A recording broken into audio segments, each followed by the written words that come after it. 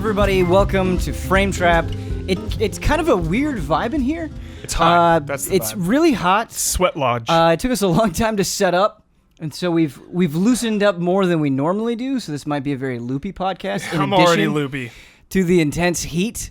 If you don't know what this show is, this is a show where we get intimate and we talk about video games. I want this to feel like you're just sitting down with your friends on a couch talking about games. That's what it's supposed to be like. I'm going to be navigating you through this. I'm your host, Ben Moore. Joining me to my right is Bradley Ellis. Hi. Brad, you looked pretty relaxed today. I don't know if it's just because it took us so long to set up, or if you're just always this relaxed, or what it is. I'm usually pretty relaxed. I like to smell the roses, as we always say. You like to smell the roses. What does that mean today? Today, it just means just go with the flow, man. It could always be worse. That's the kind of thing I look at it now. Everything can always be worse. I'll just be cool with how it is. Yeah.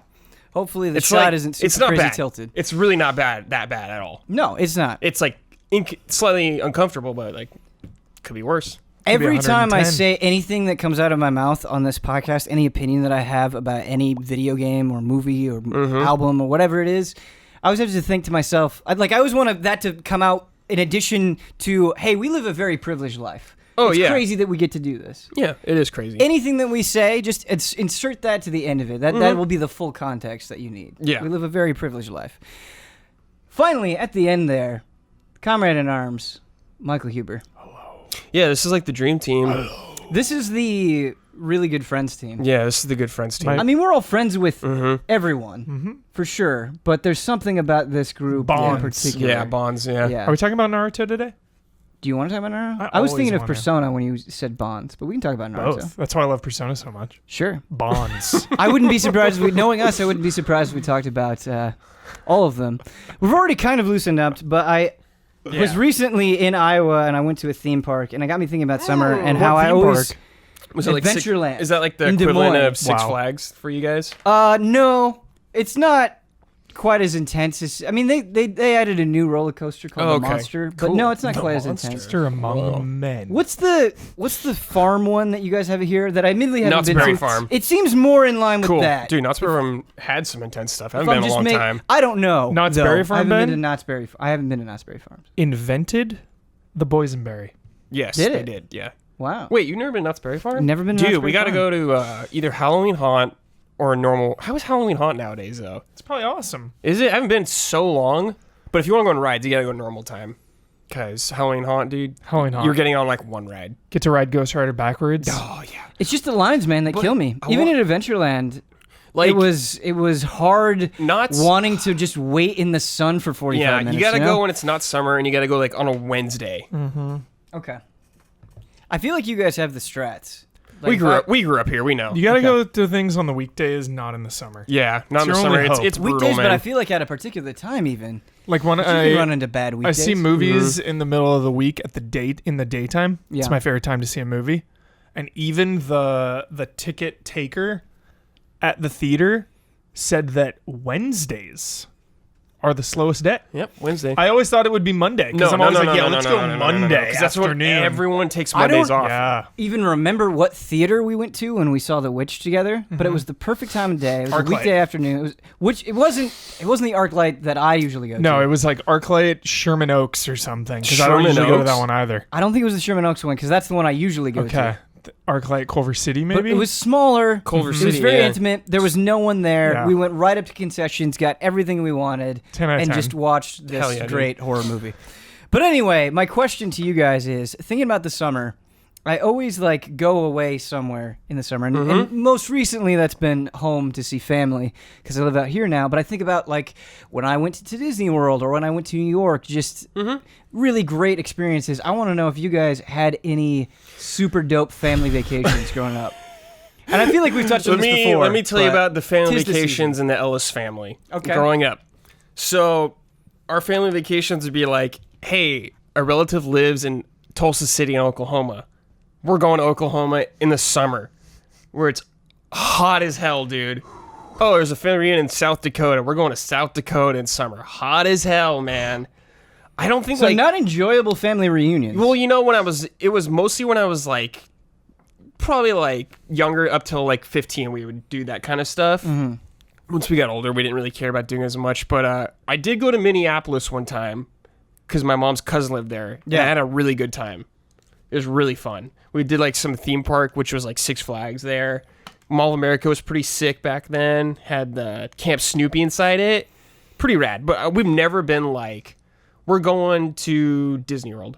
Oh, wait, I'm sorry. We went on a cool vacation to Seattle one time. That was really cool. I mean, Seattle's just kind of a cool place. My parents had friends that lived up there, and they had a big, huge house, like surrounded by like the tall trees and everything like that. Really cool, like forest, Grizzly Hill vibes, kind of Huber. Super nice. People taking us around, seeing all the good sights. It was fun.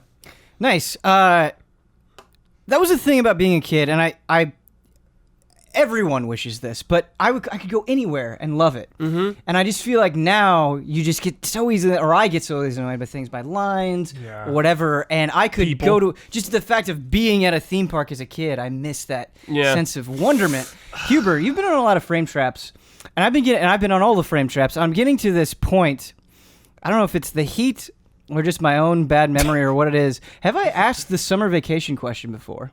I don't remember it. I don't think so. All right. Well, if we don't remember it, then I think it's fair game. I've got to be behind Huber as maybe number 2 or 3 on I think this. I think you're definitely number 2, if I had to guess. All right, Huber. Bugs flying around. It's hard to imagine that the Huber family didn't have the best family vacations. Everybody really being stoked? My family's mentality has always been save up and then go big. Oh, so that's a good one. That's like how that also doesn't surprise me. That's how I live my life with like technology purchases and stuff too, like buying TVs or buying a car. Like you just save. If you're gonna pull the trigger on a big expense, you don't pump the brakes. You go all in on it. You know. So yeah, we haven't been on many vacations, but we've been on a few really awesome ones. We did Hawaii one time. That was amazing. Sick. Would love to go. My favorite one ever was like Washington D.C. and like the surrounding area. So we did like this was when I was in like school, so it was like really educational and cool. We did like D.C. and like Mount Rushmore. Oh, and like you still have pictures Yellowstone, from you at Mount Rushmore. Dude, I've never somewhere, been yeah, like Yellowstone Park. That was my favorite. I got to ride like horses and stuff. That was like my favorite trip of all time. Was Didn't like you do Grand Canyon, right, or something? Did Grand Canyon. And another one of my favorite ones was just me, my mom, and my grandma. We did Alaska. I remember this. Like seeing the glaciers and the rainforests. And then other than that, that's pretty much it with my family. And then my brother lived in Japan for a while and taught English out there. So I got to go to Japan and like chill with brother him. vacays. The brother Me and my vacations. brother went to New York City. Yeah. That was sick, dude. Yeah. Brad, I was just going to say my favorite vacation of any of them, I think it was around 2003, 2004, I went to New York, and I have not been back since. Yeah, it's been a while but I was just enchanted by the vibe of everything. I remember I've never been to New York. The Nintendo store and just being in awe that something like that existed. So cool. Oh, yeah. It was fantastic. Dude, the Nintendo store, I remember it was like full-on Pokemon when I was there, and I was like, oh, what? I was like, where's Zelda? Oh, it was like Pokemon time, so they had like all the Pokemon merch. I was like, yeah, it's cool. There's a Blastoise. That's pretty sick. But I was like, where's Zelda? Yeah. What's going on here? I think a lot of people have seen this already, but they had this Game Boy museum, or they had this museum of consoles of sorts. I remember that. And they had this, they're like, this Game Boy survived like the Gulf War. Yeah. And it was all charged. Yeah, it was crazy. I just was like, whoa, I can't believe it. Dude. Yeah, it was rad. Yeah. So intense. Very fun. But we actually don't have a huge list of games to talk about today, but I think we have a lot to say about the games that we do have to talk about. And the first and most important one, and what's nice, is we all have some varying degree of experience with Octopath Traveler. That is the game that is on everybody's lips right now. I'm reviewing it, and so I'm a lot farther along than you guys, and I have a lot to say. But before I get rolling off on my opinions on it, how were your first impressions of Octopath Traveler? And Huber, I want to start with you, and this might be true for you as well, Brad. You didn't play the demo at all. No. You were pretty much correct in the dark about Octopath Traveler, except maybe seeing it in trailers. I knew there was 8 characters. Okay. And that was it. And so that was it. That was all you knew. And I knew it looked like Super Nintendo sprites. Because Kyle Brandon and I, and it's a really fun playthrough, we did the first demo on stream after they dropped it, and it kind of, I think, really helped shape our idea of what the game is going to be. And so how do you feel out of the gate with Octopath Traveler? Loving it. Highly positive. Nice. I'm a little concerned about the way the party meets up and like the way they're all connected or not. They're not really connected. It doesn't seem like they're connected in my at all. mind. Yeah. Because I think so far everyone's individual story has been strong. Extremely good music. I'm finding myself obsessed with the music. I love the combat system. I really, really love how grindy it is in terms of like people, like you were telling me, people on your bench don't get XP. Yep. People only in your party. I love that kind of stuff in a JRPG. I want, like, if my character is sitting on the bench and not gaining XP, like, good. Like, make me work for it. Make people in my party stronger, you know? So I like having to, like... I'm with you to an extent on that. It just depends how long this game is. Yeah. And if I feel like I need to do this, and it's a huge time sink. Yeah. Huge. Yeah. I'm fine with doing that every now and then, but if it takes forever and, like, mandatory, I got a problem. So I'm on chapter 3 for all of the characters. The way that I'm going through is I'm not like going a chapter above. Like I do everybody's chapter 1, everybody's chapter 2, and then I'll do everybody's chapter 3 and 4, and so on and so forth. And to speak to the separation, so far where I'm at, they are completely separate. The only thing that you'll get, and as you get further along, these happen a little bit more frequently, is something called travel banter, where you can press plus on the Switch and you'll get a little bit of a dialogue like, okay, Therion's going to comment on something that's going on with Tressa, and they'll have little quips here and there, but when the actual main event is going on, it's pretty much just, okay, Ophelia's just dealing with this. Yeah. Alphen's just dealing with Which is jarring. It's a little weird. Yeah, I feel like they had this concept of like 8 separate stories going at one time, and they really ran with it, but they didn't think about how to actually all come together and extent for like a good reason for your party members to even be with each other, kind of thing like that. Like one example was Therion. He was, the thief. He's breaking into stuff. Yeah. These thieves approach him and like, hey, you want to do this job with this kind of thing like that? He's like, no, I don't want to do it by myself, kind of thing like that. Get lost. Then all of a sudden I come into the town, and he's like, oh yeah, you can come with me. Yeah, you can come with me. I was like, what? Like what? Why even bother doing that? Definitely. I do think with what they're going through, especially at the end of the chapter, boss fights, you'll have a threat that it feels like they're just kind of dealing with on their own, and then you'll get into battle, and it's like, okay, everybody's here. They had nothing to say about this thing that we've been building up for an entire chapter. Like Prim's was really jarring, Primrose, when... Because that story is super intense. It is also super personal. And that's why I'm giving him the benefit of the doubt, and I'm like forcing myself to hone in on everyone's individual stories rather than a big narrative arc. I'm just dialing in on that because I see both sides. Like it is easier and more accessible, I guess, because you can like recruit whoever you want in whatever order, and like you have more freedom as a player, which I'm always down for. Cool. And each story so far, what I've experienced, has been really strong because they haven't had to think about tying everyone together in this huge narrative, and it's not like too crammed, packed full of dialogue. It's like super focused on that one character for that one story, which is great. Absolutely. But it comes at a cost, and it is a little weird. They could have helped that by just giving like, they don't even have to have a customizable thing for every character. You could have, maybe the characters have 3 different options they could say to give a little more reason for them to be a part of this thing. Like what Ben is saying is good, that they have like dialogue together, like that's good, but you could even have just a little more connection with them. Like, you don't necessarily need like a totally customizable thing for Prim compared to Ulrich or whatever like that. Like they could both say the same thing, but just something there. Totally. I don't really disagree with what you're saying, Brad, or with what you're saying, Huber, but I do feel like Octopath Traveler is being pretty upfront with what it is. Yeah.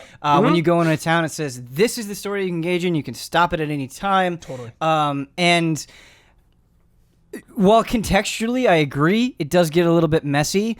I think, as you kind of hinted at, there are a lot of positives for that because you get to have these wildly different tones that I think so good. If you had these characters come together in a more integrated way, obviously that would bring its own benefits. But for me, it's like, okay, I know for example, that Primrose is going to be really intense and dark and that she's going to be dealing with this tortured past. Do I want to do that right now, or do I just want to follow this journal of a merchant of Tressa? And you can really play it by mood, and you're not especially punished by going in any order, which I appreciate, and I can just kind of feel it out what I want at that time, and it's nice because that's not completely true because there are level recommendations for everything, which you do have to take into account.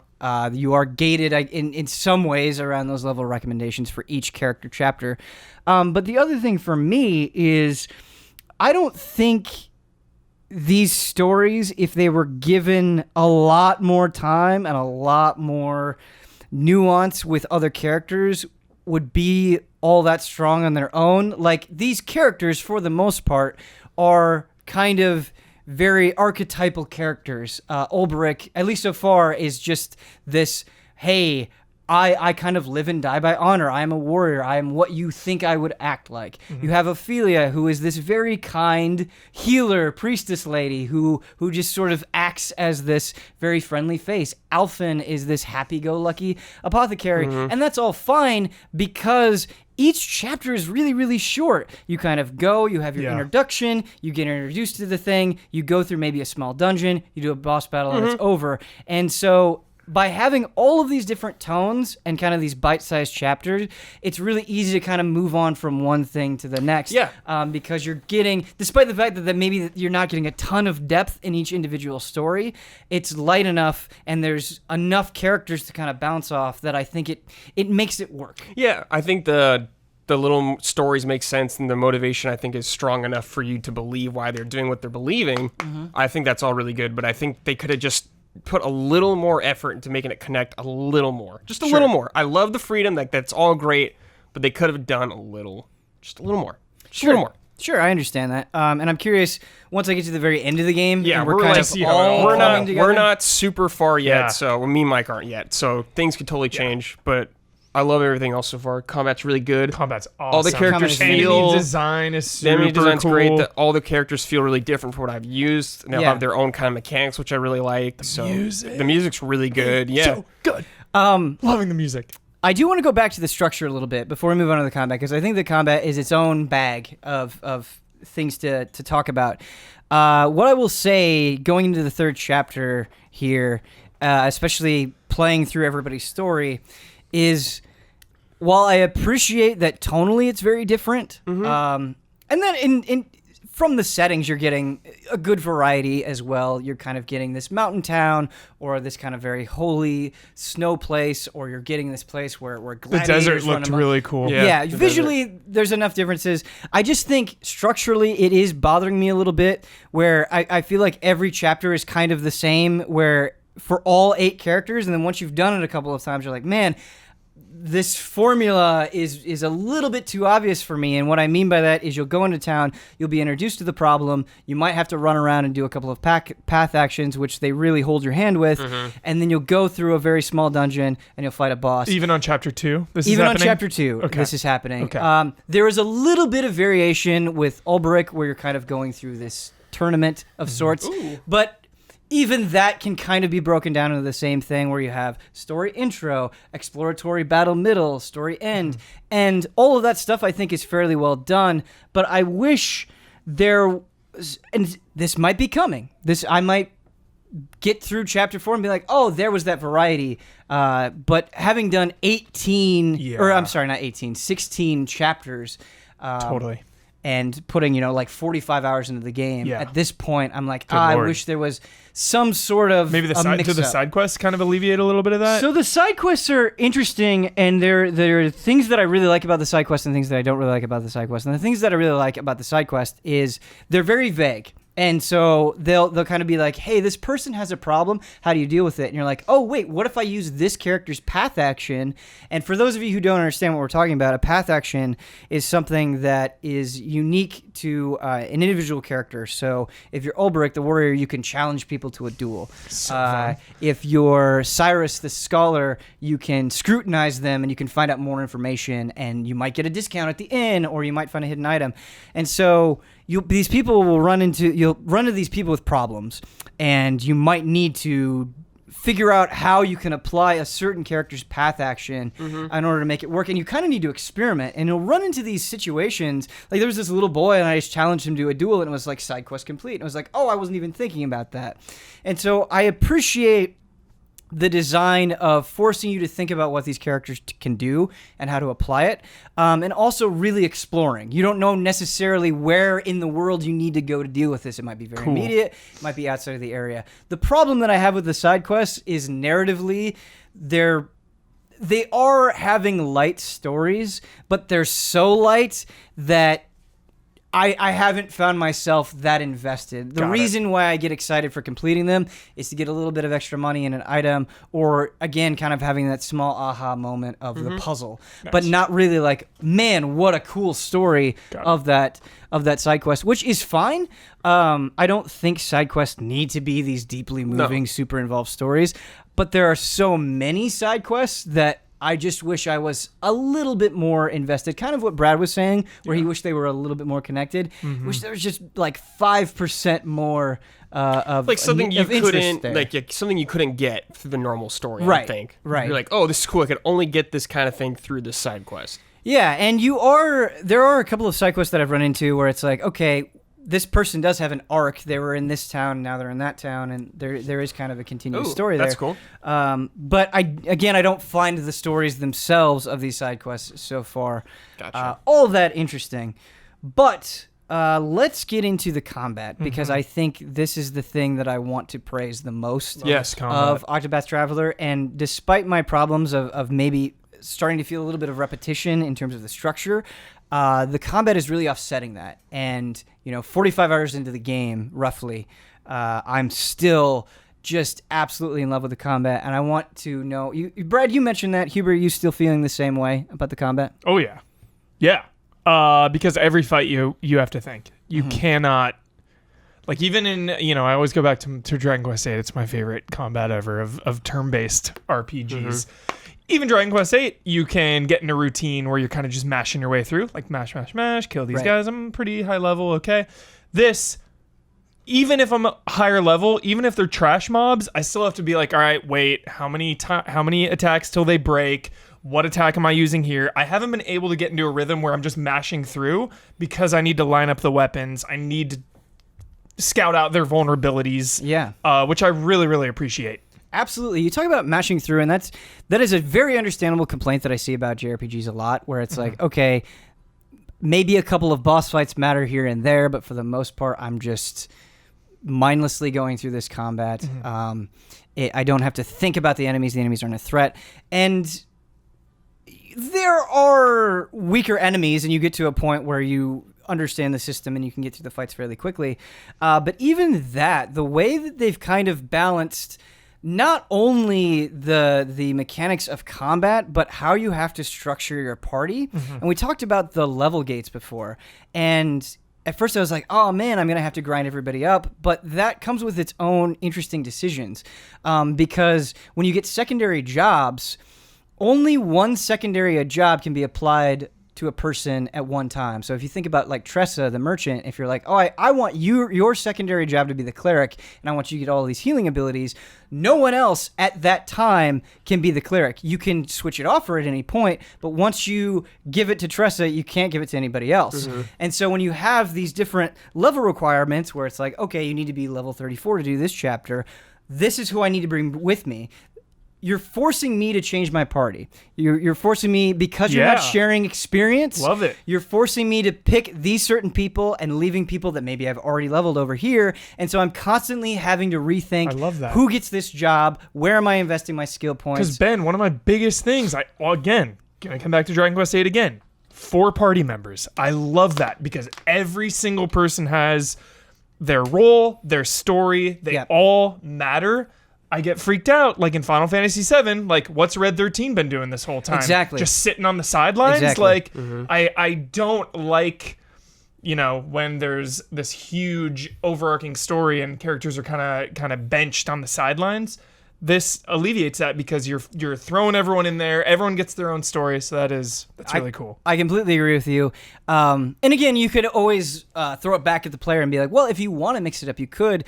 But I think it always feels more meaningful when the game forces you to change things up and to use everybody. And you can look at every single character and you can be like, no, you matter. And because every different job does different damage types, and you need to do all the different damage types to get through these battles. Every job is super important, and therefore every character is super important, and you need everything is worthwhile. I don't think there's a single job that is bad. I think some are better than others, yes, but I don't think there's a single job that's bad. And I just feel like I have kind of this holistic appreciation of Octopath because it forced me to have that. Whereas in a lot of games, I feel like you can understand, 50% of it, 75% of it, and get through just because you find a combination that works for everything. And so I greatly appreciate that here. And something that we haven't talked about, in addition to stuff that you can do with the jobs, characters have their own individual talents. So even if you have somebody else be a thief, Therion, who starts as a thief, is the only one that can open certain chests. And so you'll be adventuring without Therion and be like, man, I know these chests give me loot sometimes that is several levels above what I currently have. Yeah, it's usually good loot. Yeah, I wish he was here. And again, things can be pretty expensive in Octopath when you go and you got my merchant first. Yeah, if you haven't been making an effort to collect a lot of money, you'll upgrade everybody and be like, man, I'm wiped out on cash. And so when you have Tressa, who can just pick up loose change as you walk around, that ends up feeling very valuable. And good. So these characters, from a mechanical perspective, end up being more than just the jobs, which you can switch with everybody. Yeah. And so I really appreciate that. I feel like the headcanon of Tressa starting first, I'm loving it because she's kind of a metaphor for the entire game, right? Of just I'm gonna go see the world. Let's go. Right. And it's that's how I kind of feel with Octopath, where it's all right, let's just go see all these stories. Let's go see. It feels like a very natural place to start. I don't know if that's my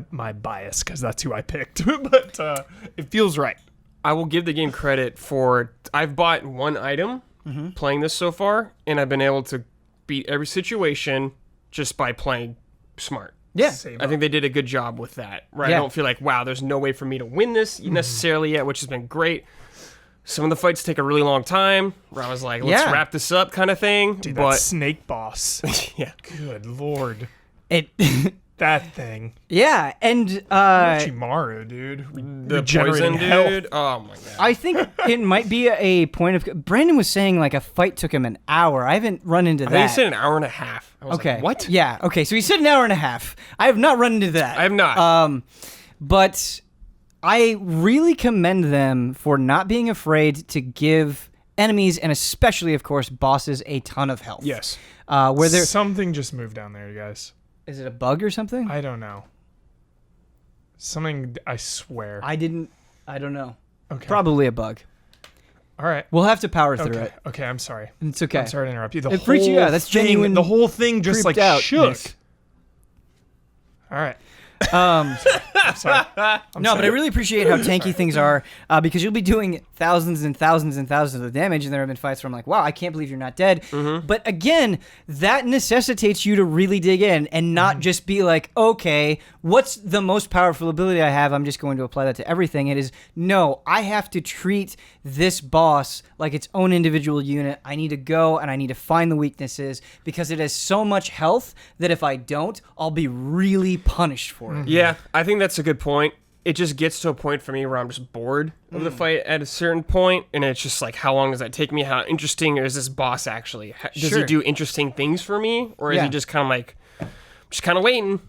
Yeah, I can see where you're coming from. To me, I would say the fights have remained interesting because either the fight will be going on for a long period of time. It'll be like, I'm running out of resources. What do I do? Yeah, do I take this turn to heal? Do I take this turn to make sure that I break their shield? You'll run into bosses where, okay, it might have taken 5 turns for you to break them. And what we mean when we say break them is you damage their weaknesses enough that they'll be put in this vulnerable state. You'll skip their turn. You'll do a ton more damage to them, which is essential. You want to be doing this all the time. And you'll run into bosses where it's like, okay, it took 5 hits to break them before. Now it's taking 7. Now it's taking 9.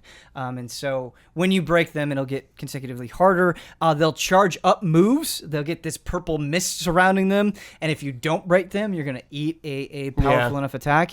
And I think for me, the thing that's great about Octopath is all the different bosses have different weaknesses, and depending on what characters you have to bring in, it'll feel like a slightly different fight. But it's not overly complex. No, I feel like you like the game is not overly complex, where you don't know what you're doing. Ever. Right, and I don't feel like it's constantly introducing new mechanics for the sake of it. It's not overcomplicating things. Like Tales of Asteria, I remember. Sure. Like how they introduced mechanics. I was just like, what is this, Ben? I'd have to ask Ben how this is working. Right.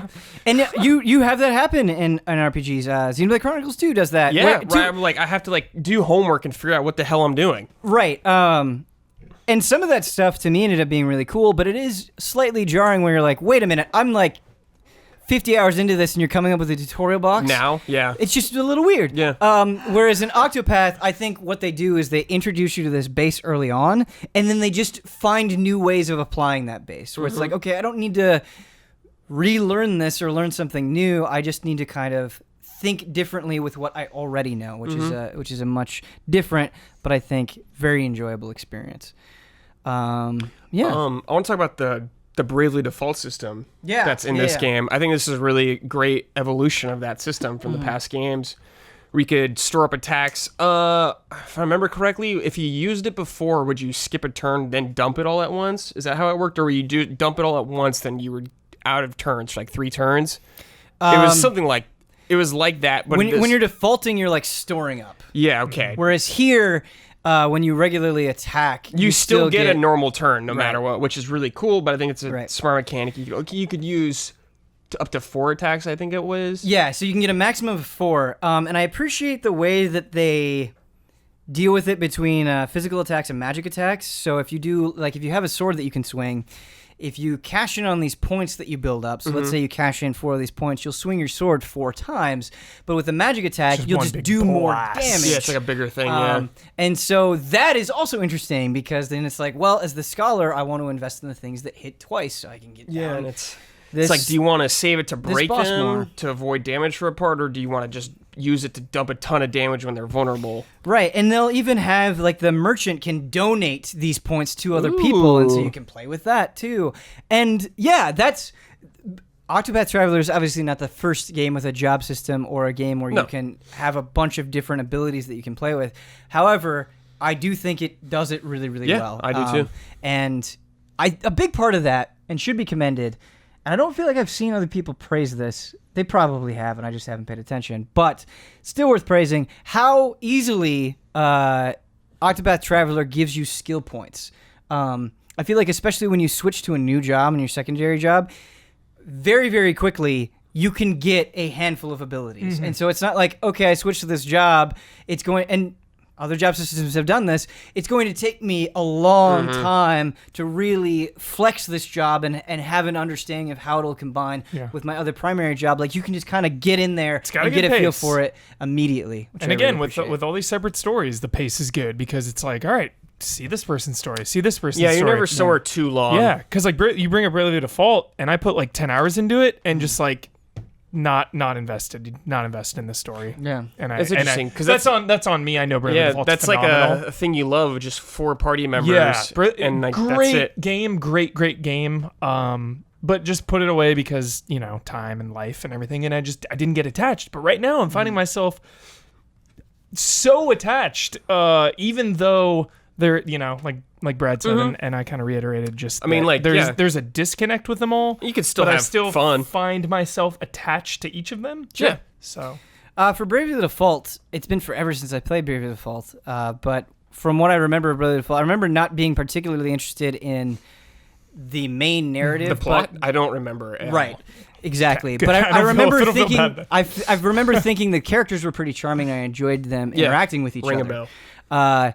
In Octopath, it's less that because they don't really interact. It's more of, oh, hey, I wonder if Cyrus is going to find that book and what does that book really mean? And also thinking to myself, like, I can kind of see how they would take these elements and apply it to an overall narrative at the very end. Yeah, and so dude, Organization 13. Kind of like taking these 8 little payoffs and seeing, cashing them out at the end. Yeah. Just excited to see how I know they're wrap pulling the strings, dude. For what? Organization 13 in the Octopath Traveler? Primrose, dude. Oh, yeah. The crows. The crows. Straight up 13. Yeah. Black Hoods. But yeah, I really like it. It's one of those games, however, where I think I'm gonna walk away from it and be like, I really enjoyed that. I think if you enjoy the style of game, you really like it. I do think, because of that seeing that formula and having so many characters to get through, it does wear on me a little bit. But at the same time, I think by having that volume of characters, you get your own benefits. You're reviewing it, so it's obviously going to be a little different from you. I'm eager to hear what you think, Brad. I'm in a mindset where this is a new game. This is a 2018 video game. Yeah. But I'm still in a weird mindset where I'm judging it like it's a game from the 90s, And I know it's going for that style. It's a retro game. Do you have a similar thing where it's like I'm not judging it on like modern sensibilities? I'm like, it's really taking me back, and I'm really getting the feeling of playing just this old school Super Nintendo JRPG. So little things. Some aspects I do, like storytelling, like how they interact, kind of thing like that. I mean, I'm not expecting like 30-minute cutscenes of CG or anything like that, but just things like that, things that they could evolve beyond. Like, it is going, like, the gameplay is very much like trying to keep it simple and everything like that, which I totally love, and I think that does a great job of carrying that system over to a more modern type of game. But things like what I'm just bringing up is like the story connection. Like, it's something where I'm like, you could have done better there, kind of thing like that. Totally. When I initially came to it, Huber, I had that initial reaction of, man, I wish experience was shared. It's going to be a slog leveling everybody up. But the more that I've played it, the more I've realized, like, oh no, like, you can kind of see a purpose behind this. There is a value in doing it this way. And so I've come to appreciate that, and it seems less like we want this to be old school, and more of, we're trying to do this thing from a storytelling perspective and a mechanical perspective with 8 different characters, and we want you to appreciate all of them. And so in that way, I really like what they're doing. But from the story, I get a very old school vibe, and I want to get your opinion on this, where, again, you have these chapters, and they might take you anywhere from 30 minutes to an hour to get through, but you'll kind of have a singular story within these chapters. You will help this town in this chapter, and it'll be nice, and it'll be simple, and you'll do it, and you're done. Whereas I feel like in so many modern JRPGs, and I'm being very general here, but I think the spirit of it is true.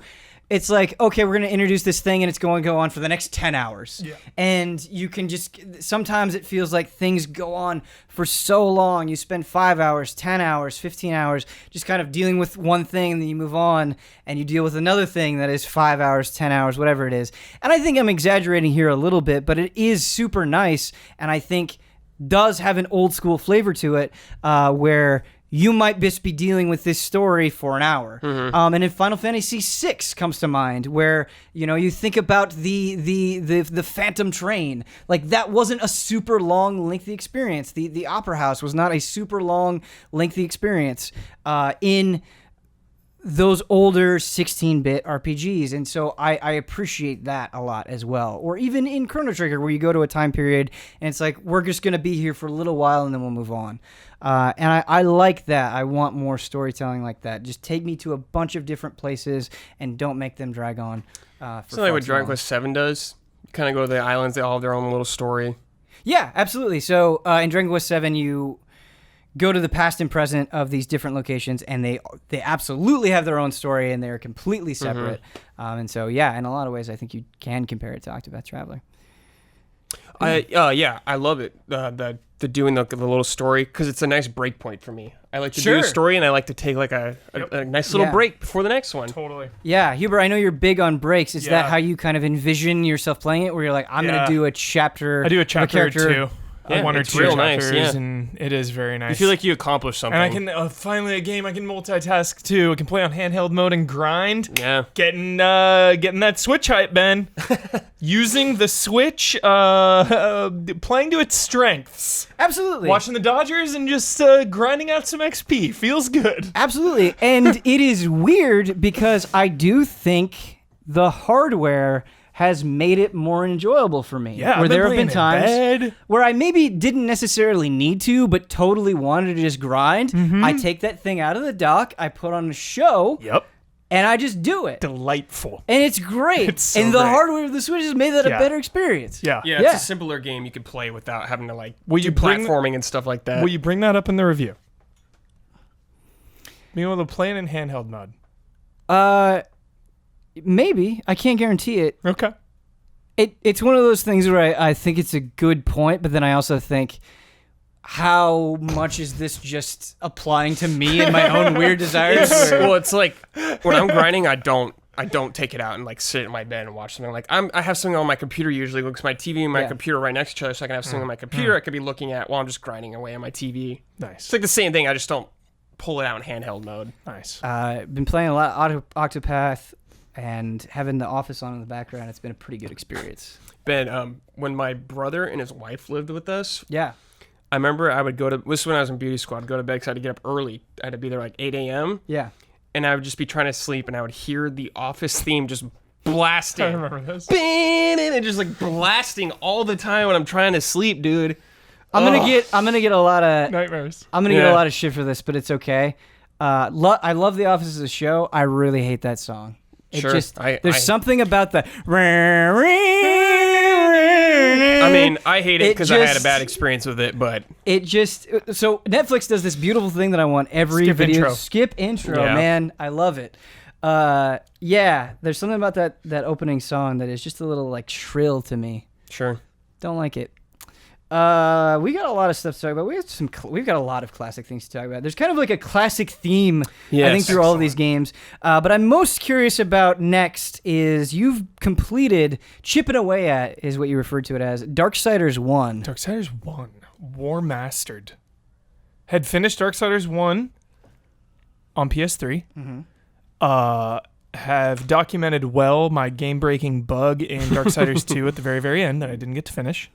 You've had several prominent games where you've had game-breaking bugs. I remember Game-breaking you, bugs. Witcher 3 was rough for Witcher you. 3 was a side quest, Oh. and that screwed me up with Dijkstra. I don't want to talk about it. Dude, Dijkstra, I found your supply cache, and I couldn't give it to you because of a bug. So he didn't have my back. I haven't played a single second of Darksiders 2, but I've always been really interested in Darksiders. We have two? I haven't played a single second of 2. Vastly Oh, superior I haven't to played a the single- one. So much better. So Yeah. much better.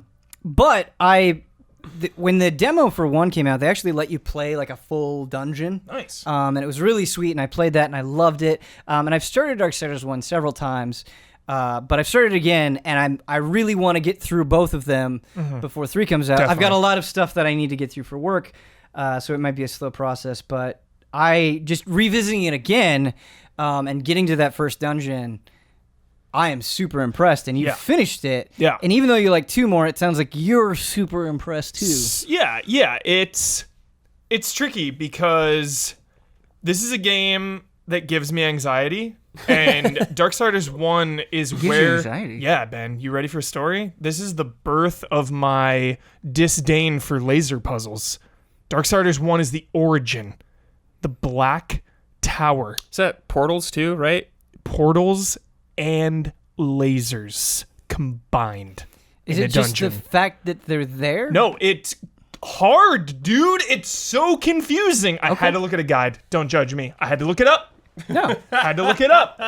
You have to like move all these lasers into these portals, and then there's things with weight. You have to like put a box through a portal and make it land on this elevator, and then that goes down, and then you need to pour it up there, and then move it over to like insanely challenging not even brain teasers, just insanely challenging puzzles. Like it really gets me, and it's a blessing and a curse because that's why I really like Darksiders 1, because the combat isn't that great. You know, it's action combat. It's fine. It's serviceable. I feel like I had heard that opinion expressed, and then when I was starting up Darksiders 1 again, I was actually surprised at how good it felt. Yeah. Like, yes, it's simple, but I don't think simple combat is necessarily a bad thing. No, not bad. Though the abilities that you get are very useful. I love the different sub-weapons. The dodge feels really smooth. Dodge is sweet. There's just a glaive.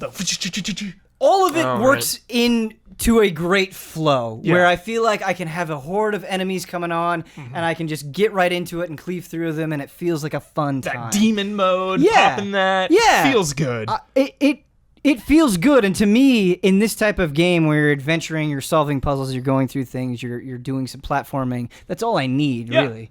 The puzzles, when you finish them, even with a guide, I felt good on the Black Tower. But the other dungeons too, when you get through these dungeons, you really feel like you accomplished something. This is not a game like if you want to catch up to Darksiders 3, you better start now, because these are games that you don't rush through. These, like, you know, I think of like a Devil May Cry where you can just like burn your way through those games, like hack and slash and just go, right? And Darksiders is way more Zelda-like. Where you go through these dungeons, a lot of puzzles, you really have to think things through. And I said it's a blessing and a curse because it challenges me and I get frustrated sometimes, but solving them and finishing them feels so good. Yeah. So it did this thing right at the beginning of the game where you needed to get to this path forward, and the guy's like, hey, go and do all these challenges. And there were these combat challenges, and you were timed, or you had to deal with like diminishing health, and I was like, this is gonna suck. Like, these little combat challenges, I'm forced to do them just to get on with the story. I'm not looking forward to this. It was super fun. You go through the 4. Yeah. And I felt like the challenges were quick enough, they were interesting enough, and the combat was strong enough that I really enjoyed it and didn't mind. There was one hard one I remember. The game failed a couple times. It was like beat him in a certain amount of time, and I was like not using my abilities in the proper order, I think.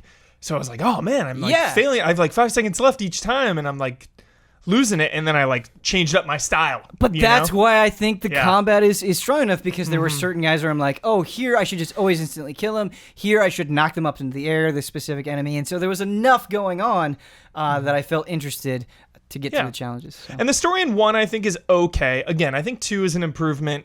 I think the stories are everything okay. Yeah. They're not crazy or anything. They're just all right. The premise is cooler than the story. Yes. You know, the war between heaven and hell and Earth caught in the middle, and the 4 horsemen being framed, or war specifically being framed, death trying to solve it all in the next one. I think that the premise is great. So I agree with what you're saying.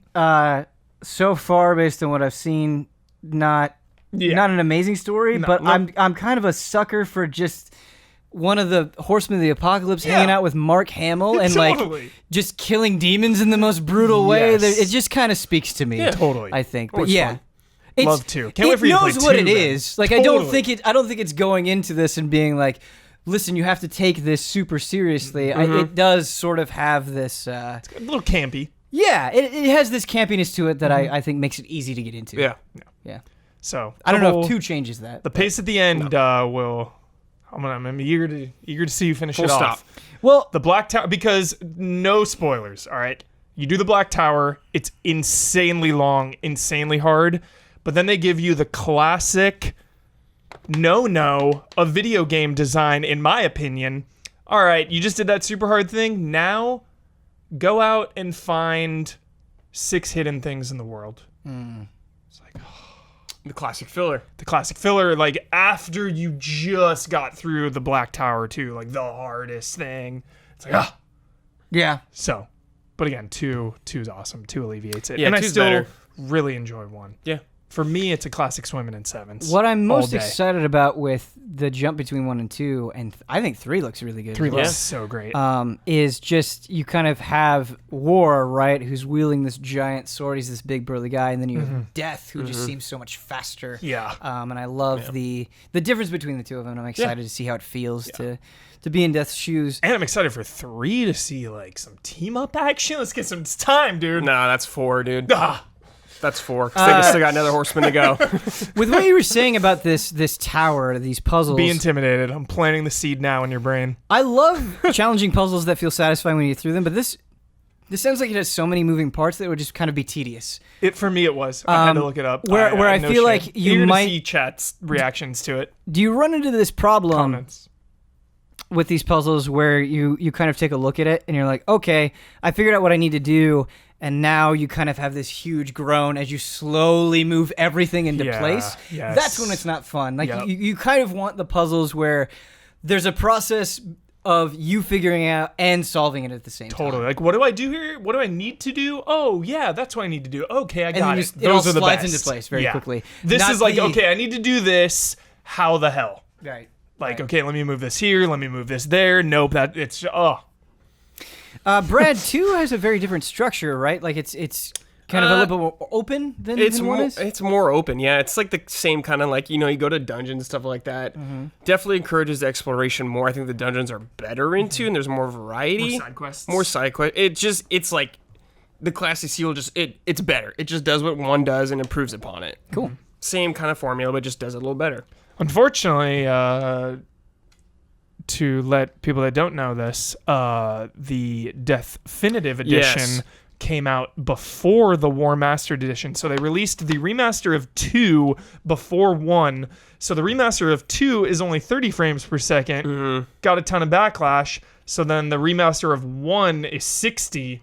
So in terms of the better remaster, I think Darksiders 1 is probably a better... It's quite unfortunate. The remaster of 1, I think, is quite sharp, man. Quality. I think they did a nice job. Yeah, like that up. The Definitive one is just like, it's 1080p now.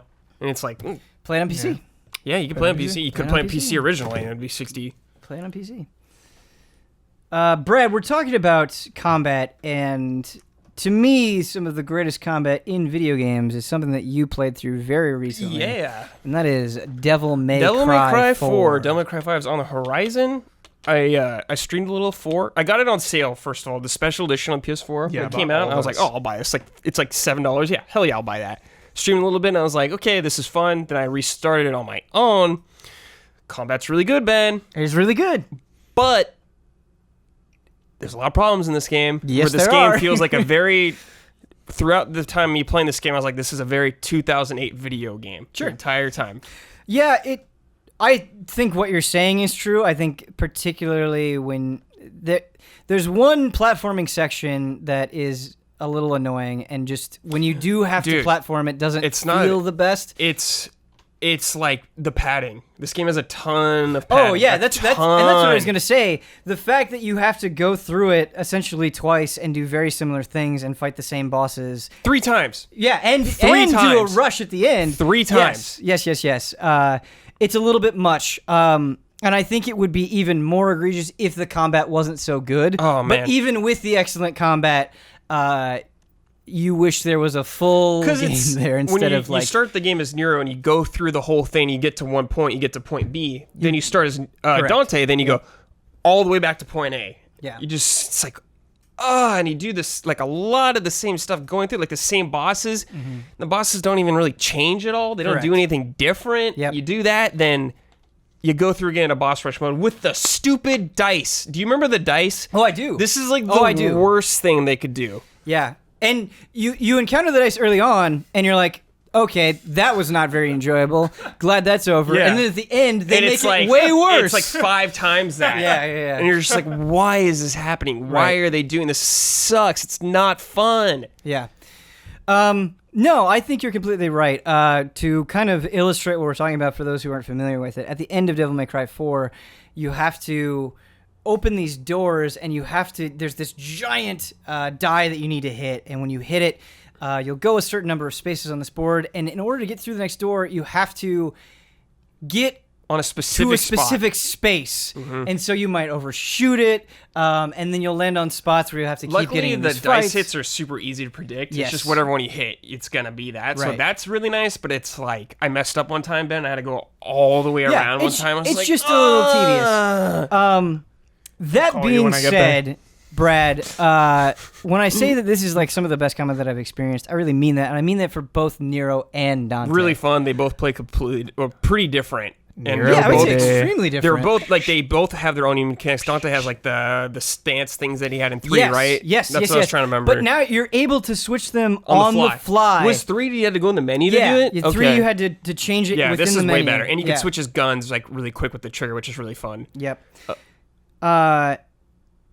Yes, and just switching between all of the styles on the fly and being like, because there are things that you get in the styles that are so important where it's like, oh, I want to extend my combos as Swordmaster, but I also want to dash as Trickster. Like, you really need to get into this flow where you're like, okay, change, and you just feel like this incredible badass when you get it, where you're able to switch styles and react to things as they're happening, and it's so juicy, and the boss fights really reward you for timing things correctly. Like Nero with the Devil Bringer, there are points where you can break them and do these incredibly flashy, like just otherworldly good attacks for like breaking them down and getting them to this point where they're vulnerable in order to do that. And just the Devil Bringer just like flying to them or bringing them to you. So good. Mostly cool environments, I would say. The town you start in is really cool. Then you go to the castle, which is really cool. The jungle is like,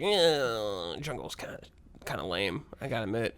I love jungles. I do. I love jungles. And towns and But castles. It's just like the jungle is just kind of whatever. Then when you go through on Dante again, you have to like go through like weird gates in a certain order. I was like, this sucks. Yeah, in the jungle, there is one part that I think is I sort of appreciate what they were going for, but I didn't think it was all that interesting. Dante's campaign is way more lame, but he's really fun to play. It's like the stuff you have to do through levels as Dante is way more lame. I think that it was like laid out better with Nero, like going through the castle, for example, like unlocking little doors, and Nero.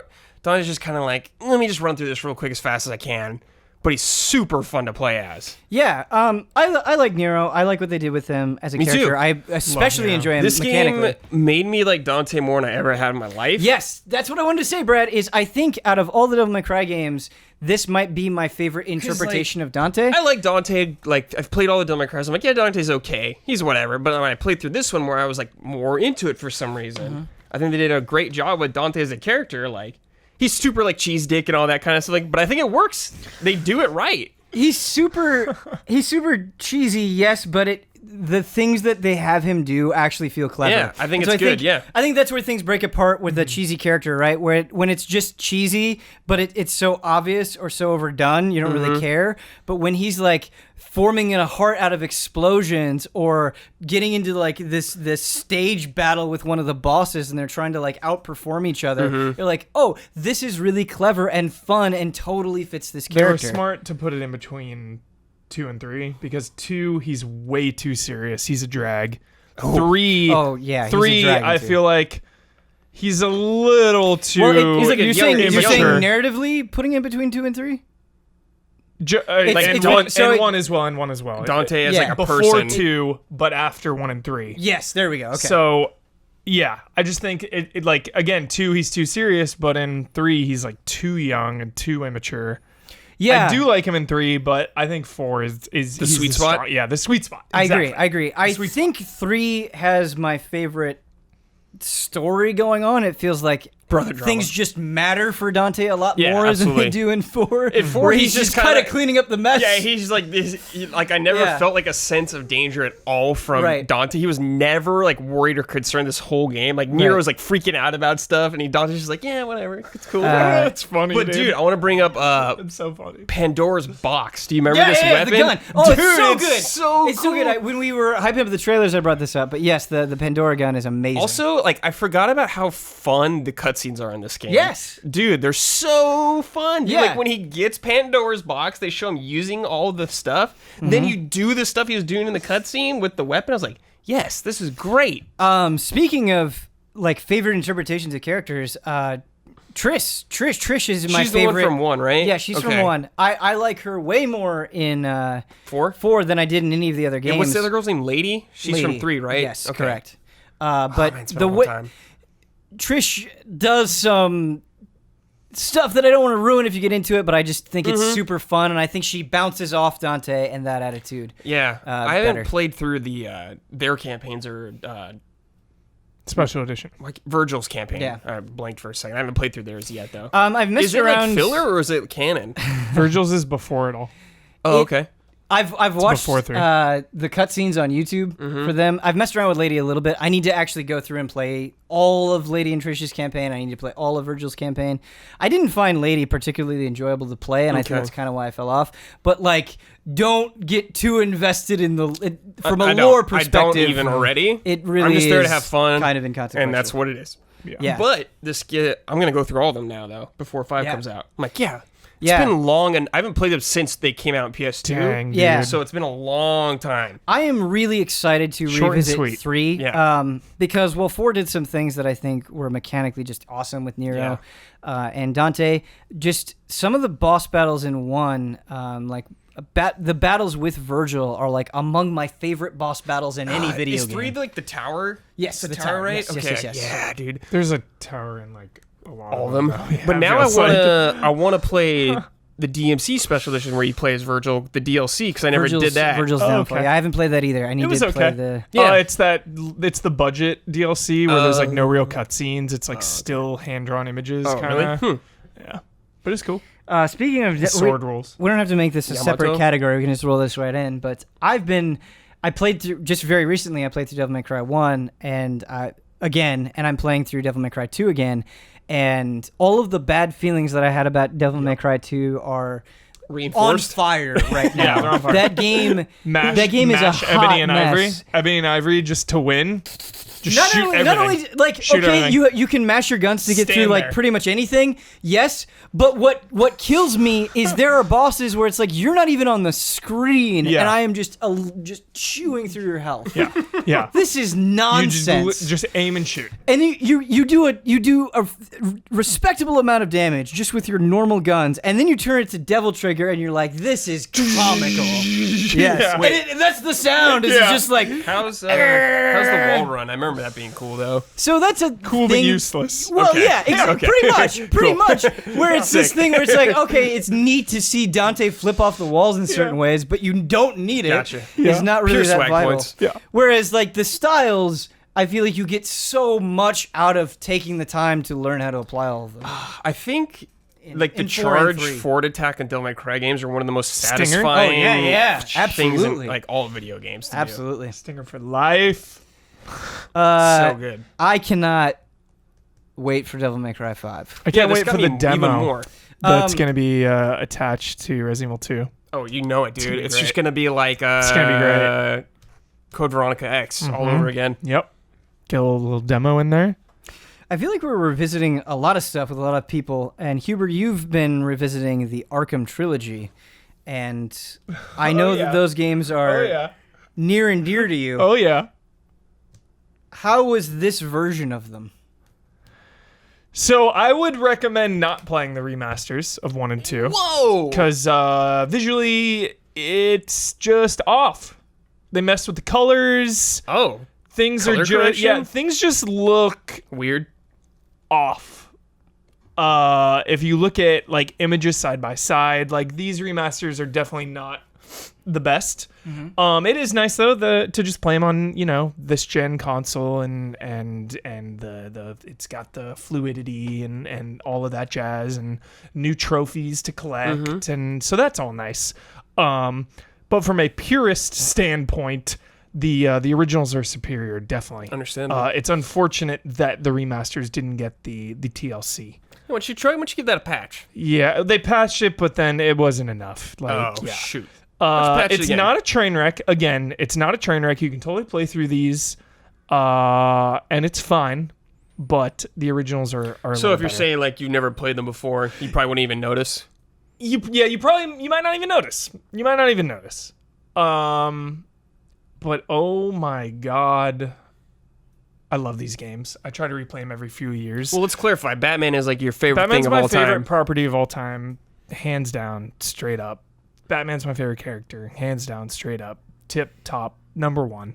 And I had only played Arkham Knight once because they had a long rollout of a couple months of DLC. Yeah. And I remember loving it, but not as much as 1 and 2. And that opinion still holds. I do think it is the weakest of the three. Is it because of the villain? It's because of the Arkham Knight. Dude. Yeah. The Arkham Knight is a bust. I think Troy Baker, no offense, Troy Baker, but it's a very Troy Baker performance. If you listen to it, it's just like... What does that mean? Just, come on, Batman. Let's go, Batman. Oh, come on, guys! Like, where it just stands out too much to you. Yeah, it's like you're Troy Baker. You're hearing Troy Baker. What I'm interpreting from that impression, which was wonderful, by the way, is that like it feels a little forced. Like it's trying forced, a little bit too hard. Yeah, like he just didn't get the character. Maybe like, wow, I'm so sorry to call you out, Troy. Like this is not personal. He's a phenomenal voice actor. Dude, like the best in the biz. Yeah, he's 10 out of 10. The best in the biz. Yeah. And I don't put the full blame on him. It's also the way Arkham Knight is written and the way Arkham Knight is in this game. Because he does have really cool moments. There's a really cool moment where he leads you into a trap and they all like drop in from the rafters and like smoke goes off. And there's like glass in between you guys. So like you're just standing there staring him down.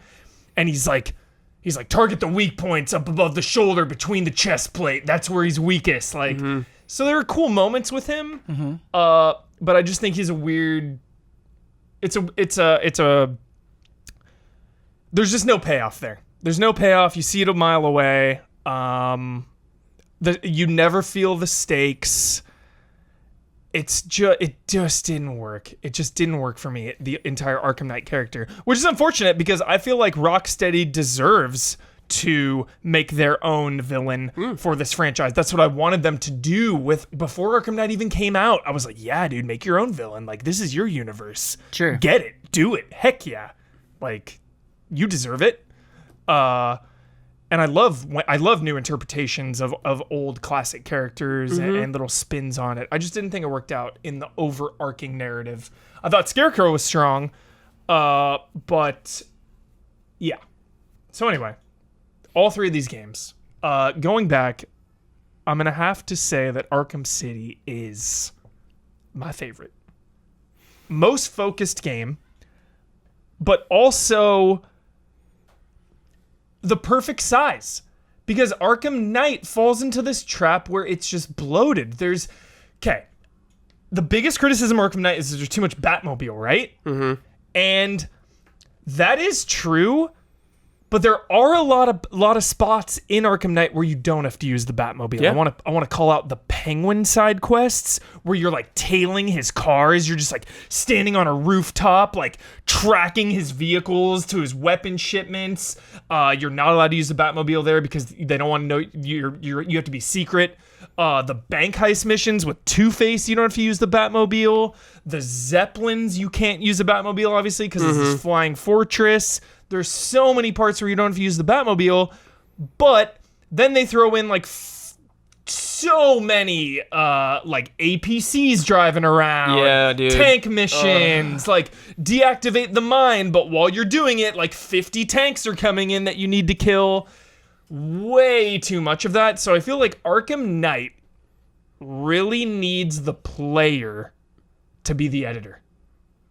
Okay, let me explain this to you. Whoa, let's go. Okay, we're getting deep here. Yeah, let's go. You make the game. They added the Season of Infamy DLC later down the line, which is phenomenal. Okay, this came out post-release, unfortunately.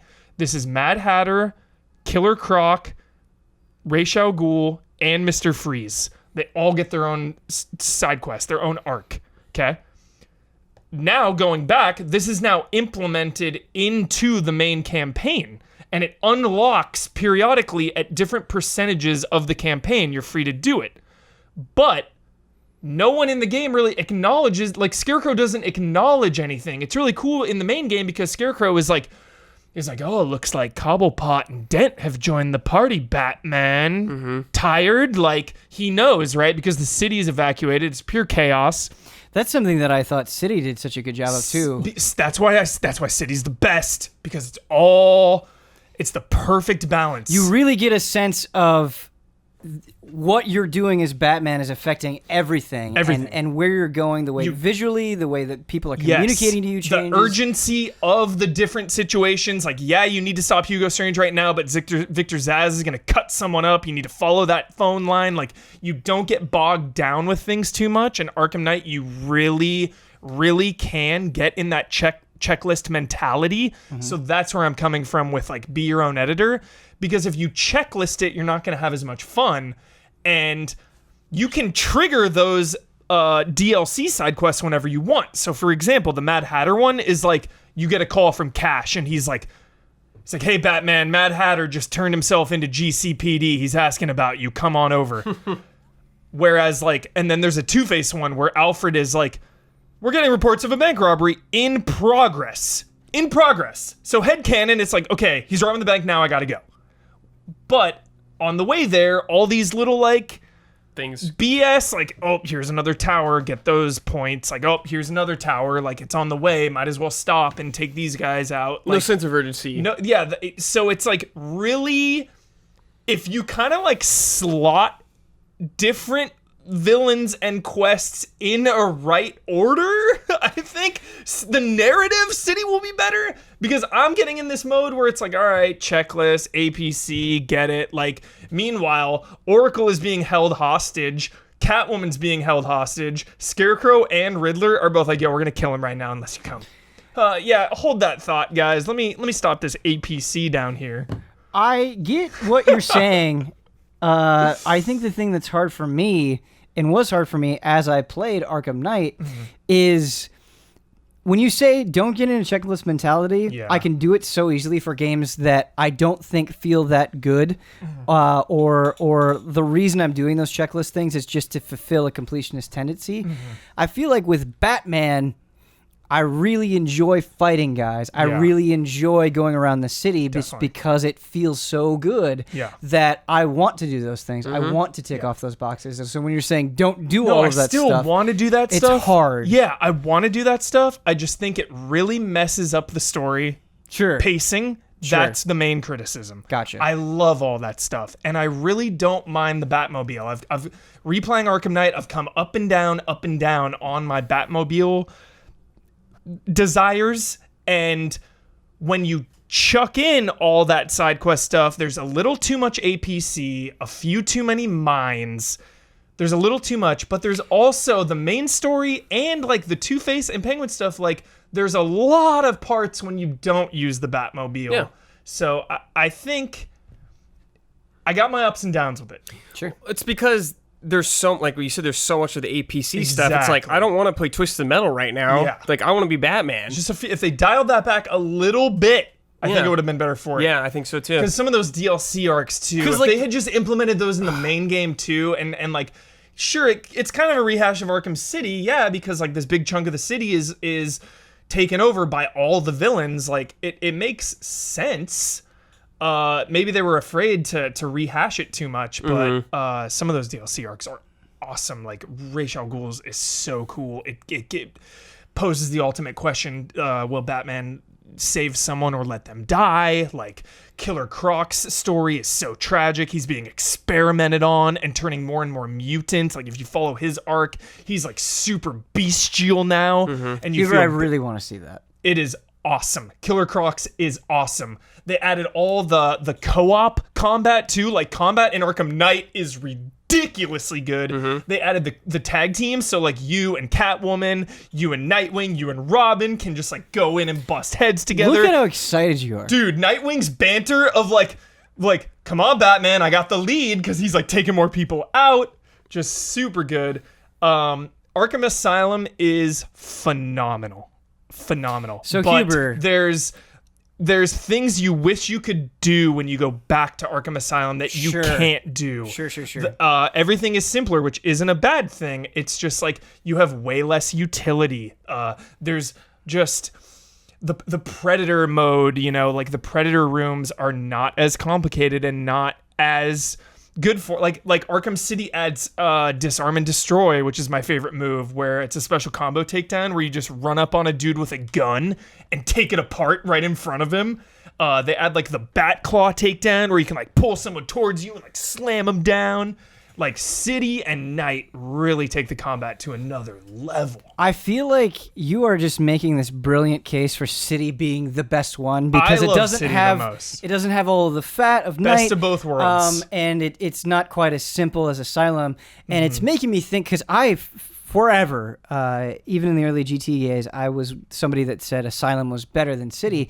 And the more that I think about it, a lot of that has to do with expectation and the novelty of it at first, because Arkham Asylum really came out of nowhere. Mm-hmm. Like, there was not this huge, overwhelming anticipation. To say that there wasn't any anticipation would kind of not be doing it justice, but it really blew up over time. Totally. Once people saw how good it was. And I remember kind of picking it up unassumingly and not having all of those expectations, not thinking this is going to be one of the defining games of this generation, which it was. Yeah. Like, none of that weight was on there, and so there was just kind of this wow factor of, I can't believe they got the tone of Batman so right, I can't believe they got the combat so right, I can't believe they made me feel like this sort of detective, but in a fun way. And with City, it was just like taking that super juicy core and expanding upon it in really amazing ways. But the expectation was there. I was expecting it to be an incredible game. And that, I think, really is why I always gave Asylum the nod. But you're probably right. You're probably right that City it's just a matter of taste, honestly. No, I think you made the case. I don't think there will be a right answer to this. I just prefer City. Like Asylum, you can't even like dive bomb glide, you know? Which is crazy. Like, I love just flying around the city. The way, obviously, I love No Man's Land. It's one of my favorite Batman stories. The way, like, Two-Face is held up in the courthouse with his gang. The way Joker is in Ace Chemicals with his gang. Yeah. Like, Penguin is in the Iceberg Lounge. It's such a simple concept, but it's so cool how each of these criminals carves out a spot in their own city. Then you have Hugo Strange pulling the strings, but also he's not pulling the strings because someone else is. And then you have Joker as the wild card, and who Joker is allied with has been out there for so long, and I've spoiled it a million times. I won't say it here, but like all the way City ends is one of my favorite just straight up Batman moments ever. And I do think the ending in Asylum is just trash. The ending of Asylum is not good. The ending of City is one of the best of all time. I will draft that tweet. I'm a huge sucker for very intimate settings. I think of Spencer Mansion in Resident Evil. I'm not talking shit on Asylum. It's a 10 No, out of 10. you're not talking shit on it. Okay, 20 out of 10. You're not talking shit on it, but I did kind of like this unfolding, enclosed nature of Asylum. Yes. Where it's much more sprawling in City, but you're right. They totally do that thing where they give each individual villain their own space to breathe. It's not just like, hey, this villain that you love is taking up a spot on the map that looks the same as everywhere else. It's like, no, this is their turf. They own it. It is a completely different vibe from every other part of the city. Totally. And so you are the completely Mr. right. Freeze boss fight is one of the super rad. defining boss fights, you know? And the way Catwoman is implemented too is phenomenal. You got to play as her in Arkham City, her feud with Two-Face. It's really great that the game starts with her, actually. It's a little prologue of her, like, robbing Two-Face. And that Hugo Strange knows Batman is Bruce Wayne is so threatening. And it's such a cool premise. I just love it so much. The way Arkham Knight looks and feels, that can't be understated. You know, we talk bad about Arkham Knight, and like maybe it's not the best payoff for this trilogy, and the Batmobile is kind of a bummer, and the game is bloated. But holy shit, does this game look and feel amazing. That is the thing with Arkham Knight is every time I boot it up, I felt like it would come after this wave of negativity. People complaining about too much Batmobile or it not being as good as the other games. And the experience that I would always have is not that those things weren't necessarily true, but I was still having a great time. Yeah. Like, yes, it may falter in some areas, but I think overall it's still a really strong game. So much especially utility. when you compare it to many other games. Yep. Yeah. Like Jones always gives them shit about being the Batman, because Arkham Knight's hashtag was be the Batman, and he's like, what was I in Arkham Asylum and Arkham City? And it's like, Jones, man, they're not it's just marketing. It's just first of all, it's just marketing. And second of all, like, no offense, but in Arkham Asylum, I didn't really feel like Batman, like going back now, like when it came out, obviously you're the Batman, of course. But if you retrospectively go back to Arkham Asylum, it's like, don't really feel like Batman here. A little janky, like don't have the flying, don't have as many gadgets, like really in Night. I think City, I felt like the Batman. Totally. No. In City as well, of course. But in Night, like you, like just, there's so many small things, like dive bombing up to a place and then doing a roll to come out of it into like a fear takedown and taking on 3 dudes, shooting up to like ledges, like grappling up through the vents you can do, all the little like blade takedowns. They added those in 2, of course, but just your movement, you know, because you get the new suit in Arkham Knight and you're faster, you're stronger. Like they contextualize that, which I love. Yeah, that tagline's like okay. It's not as bad when I think about like become the Tomb Raider for like Rise of the Tomb Raider. It's like, well, I've been the Tomb Raider for 2 games already, and I've already been doing tombs. Yeah, but it's not like become like it's be the Batman. You said, yeah. It's like it's okay, but it's not Batman. Become the Batman. Exactly. If it was become the Batman, then I'd be like, that's really dumb. Yeah, totally. Love it. I have mentioned this several times. I'm going to say it again because it's especially strong right now. Something that I hate about Frame Trap is every once in a while. Not every once in a while, pretty much every episode, somebody will bring up something and I'm like, I want to throw everything that I'm playing in the trash and play that thing. And what you've done is you've like rekindled. I hadn't thought about the Arkham games in forever. Just hadn't thought about them. So easy and to you play, reminded too. me of how just absolutely wonderful those games are. All of them. The way they're all connected is so phenomenal. Like all the little Easter eggs, all the little nods. You can track things in Arkham City from the very beginning of the game that pay off at the end. Like there are so many little secrets and nuggets. That's so cool. It's so great. And Arkham Knight honors all that too. Like again, people shit all over Arkham Knight. It's a great game. Riddler in Arkham Knight is insane. He's like the main villain, honestly. Riddler is the main villain. I mean, I asked this because I legitimately don't know the answer. Is there any villain that isn't super well presented in the Arkham games? That Firefly's trash. You roll up on 3 fire departments each time that are in flames. Okay. You use your Batmobile to like put out the flames. He comes busting out. Ha ha! Batman can't catch me. You fly. You track him in your car. You do that 3 times and then you catch him. I guess the reason that I say that is when I think about the Arkham games, I think of all of these amazing moments. Is Man-Bat in Night? Yeah. Okay. Yeah. That's right. I have not played any Origins, and I gotta change. Origins that. is phenomenal. The reason I didn't bring it up this time is because I have so many other things going on. I shouldn't even be playing these Arkham games. I love how you're like, I did Rocksteady I limited only. myself to playing all of these 3 games. Just play it around Christmas. It's a Christmas game. Exactly. Origins is phenomenal. I mean, I'm long overdue for Darksiders, so I'm gonna stick on this Darksiders train. But, one thing at a time. You know, you put this in a back pocket somewhere. And I've just been itching for Rocksteady's new game. That's kind of where this came from too. Yep. Yeah. You can't take it. And overdue, the coolest 100% of a game of all time. I really feel like that's so cool. Last thing before we move on, I'm sorry. No, you're fine. Last thing is I love that the GCPD building, who I'm way more affiliated now with because I watch Gotham, GCPD for life, that it is a stronghold in the city, and as you stop crimes, the cells get more filled up. And I love that. So when you're catching criminals, you're locking them up. You're calling cash, sending cars to pick people up. It's getting more and more and more and more packed, and they're calling you out when you return there. The supervillains are all locked up there. And again, when you 100% this game and you get the Nightfall Protocol, I think it is one of the coolest 100%ing of a game's. I think it's one of the best payoffs. Cool. In terms of 100%ing a game. Cool. I have a little bit of information to drop on you guys, a little bit of knowledge about Frame Trap and its lore. Something we haven't talked about Sweating. Is...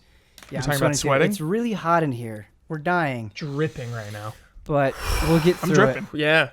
We'll get through I feel like I'm in a sauna. Yeah. Yeah, we might have to like open up that door a little bit more. We're gonna make it last, dude. Okay. Let's get loopy. Let's get loopy. The demons of Frame Trap are really into marketing. And so when you said be the Batman, they wanted to do hashtag be the Batman. Dang it. And they're way into that. So they're gonna They're going to take that and they're going to try to learn some marketing lessons. They love marketing, these demons.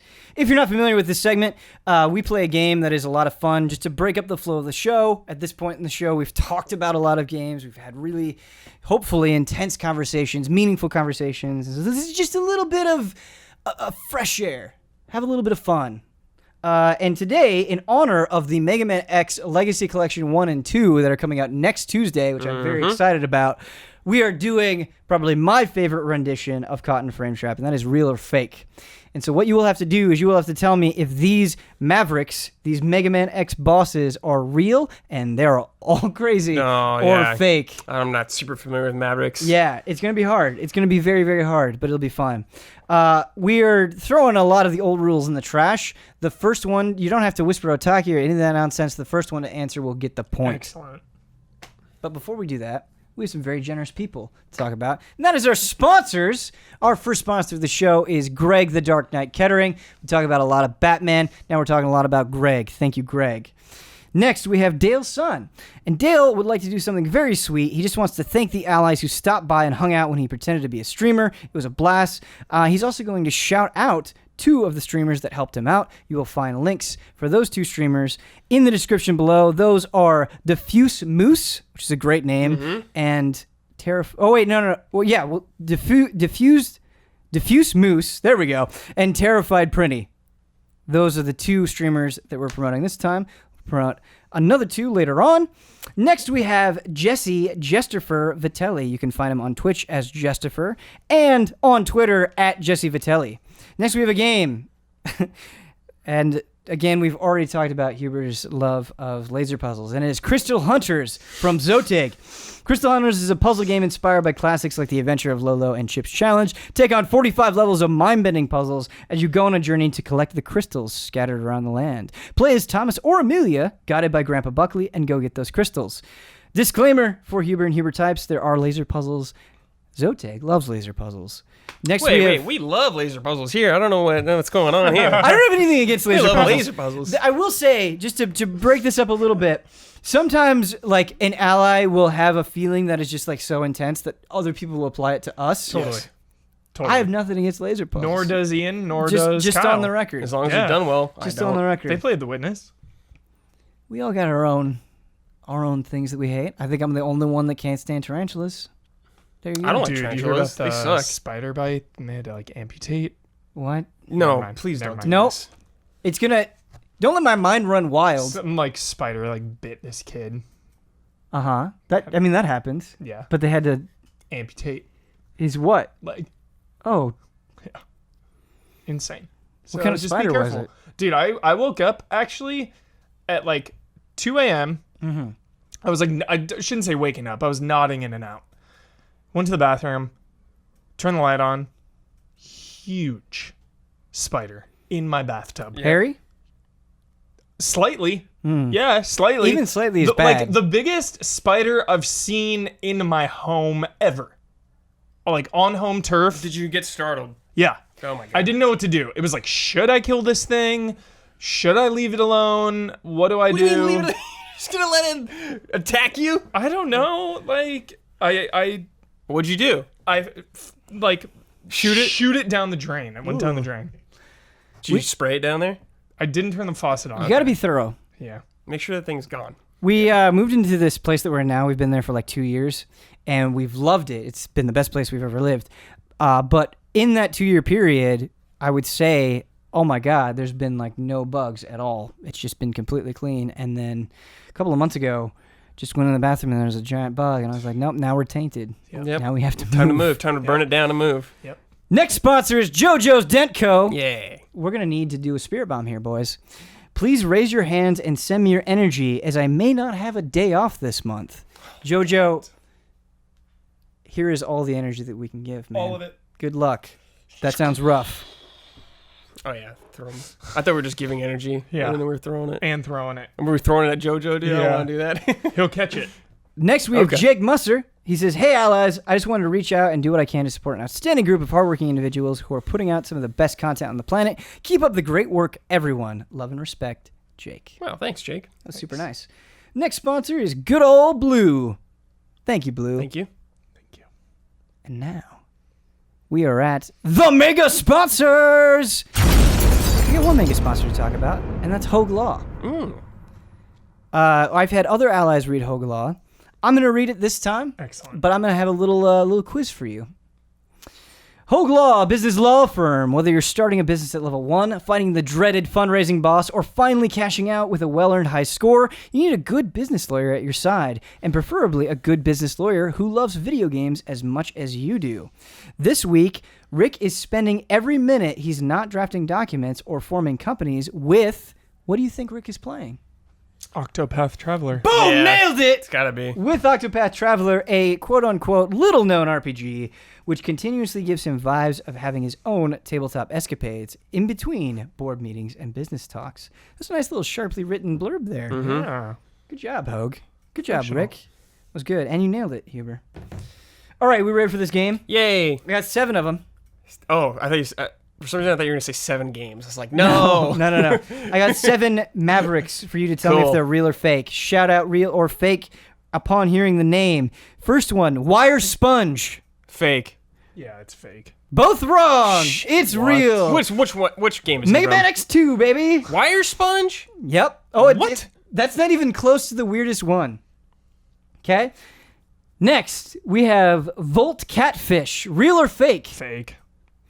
Fake. Real! Volt Catfish, Mega Man X3. I'm kind of starting to hate Mega Man X games now. Good job, boys. Next, we've got Cyber Peacock. True. That's fake. That's true.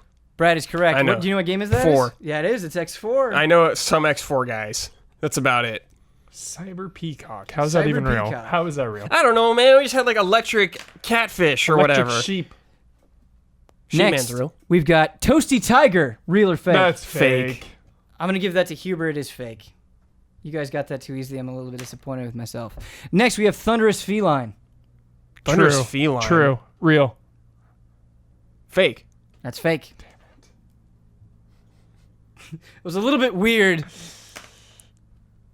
All right, never mind. Anyway, we're rolling with the punches. Okay. Vanishing Gungaroo. Fake. That is real. No! Vanishing Gungaroo? Vanishing Gungaroo is from Mega Man X7. Oh, psh.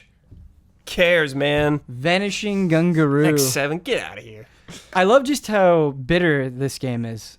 It's good. Last one. Hubert, you need this to tie it up. Okay. Dazzling Raptor. I'll let you go first. Dazzling Raptor. Dazzling There's Raptor. No way. That is fake. It is fake. I'll say true. It is fake. Okay. I wanted to include Dazzling in one of them. Dazzling Raptor. Dazzling Raptor. Like, Dazzling Raptor. after the second with the catfish one, anything could be real at that point. So, just to do a quick rundown, the real ones, Wire Sponge, Volt Catfish, Cyber Peacock, and Vanishing Gungaroo are all real. Fake, Toasty Tiger, Thunderous Feline, and Dazzling Raptor are all fake. That means you've done my favorite thing and you've tied it up. So that means collectively you will have to combine your efforts to get us out of this frame trap realm. Say something, do an action, be wild about it, make it memorable for the folks at home. I think we've done this before, Brad, but we need to do it to appease the gods. Okay. We need to too sweet. Mm-hmm. Because I tried to too sweet Damiani on the podcast and he denied me. Wow, what a jerk, dude. I can't hold it against him because he doesn't know the power of the too sweet. He knows what it is. I think you can hold this against him. You're never supposed to turn down Yeah. a too sweet. He like Ever. Yeah.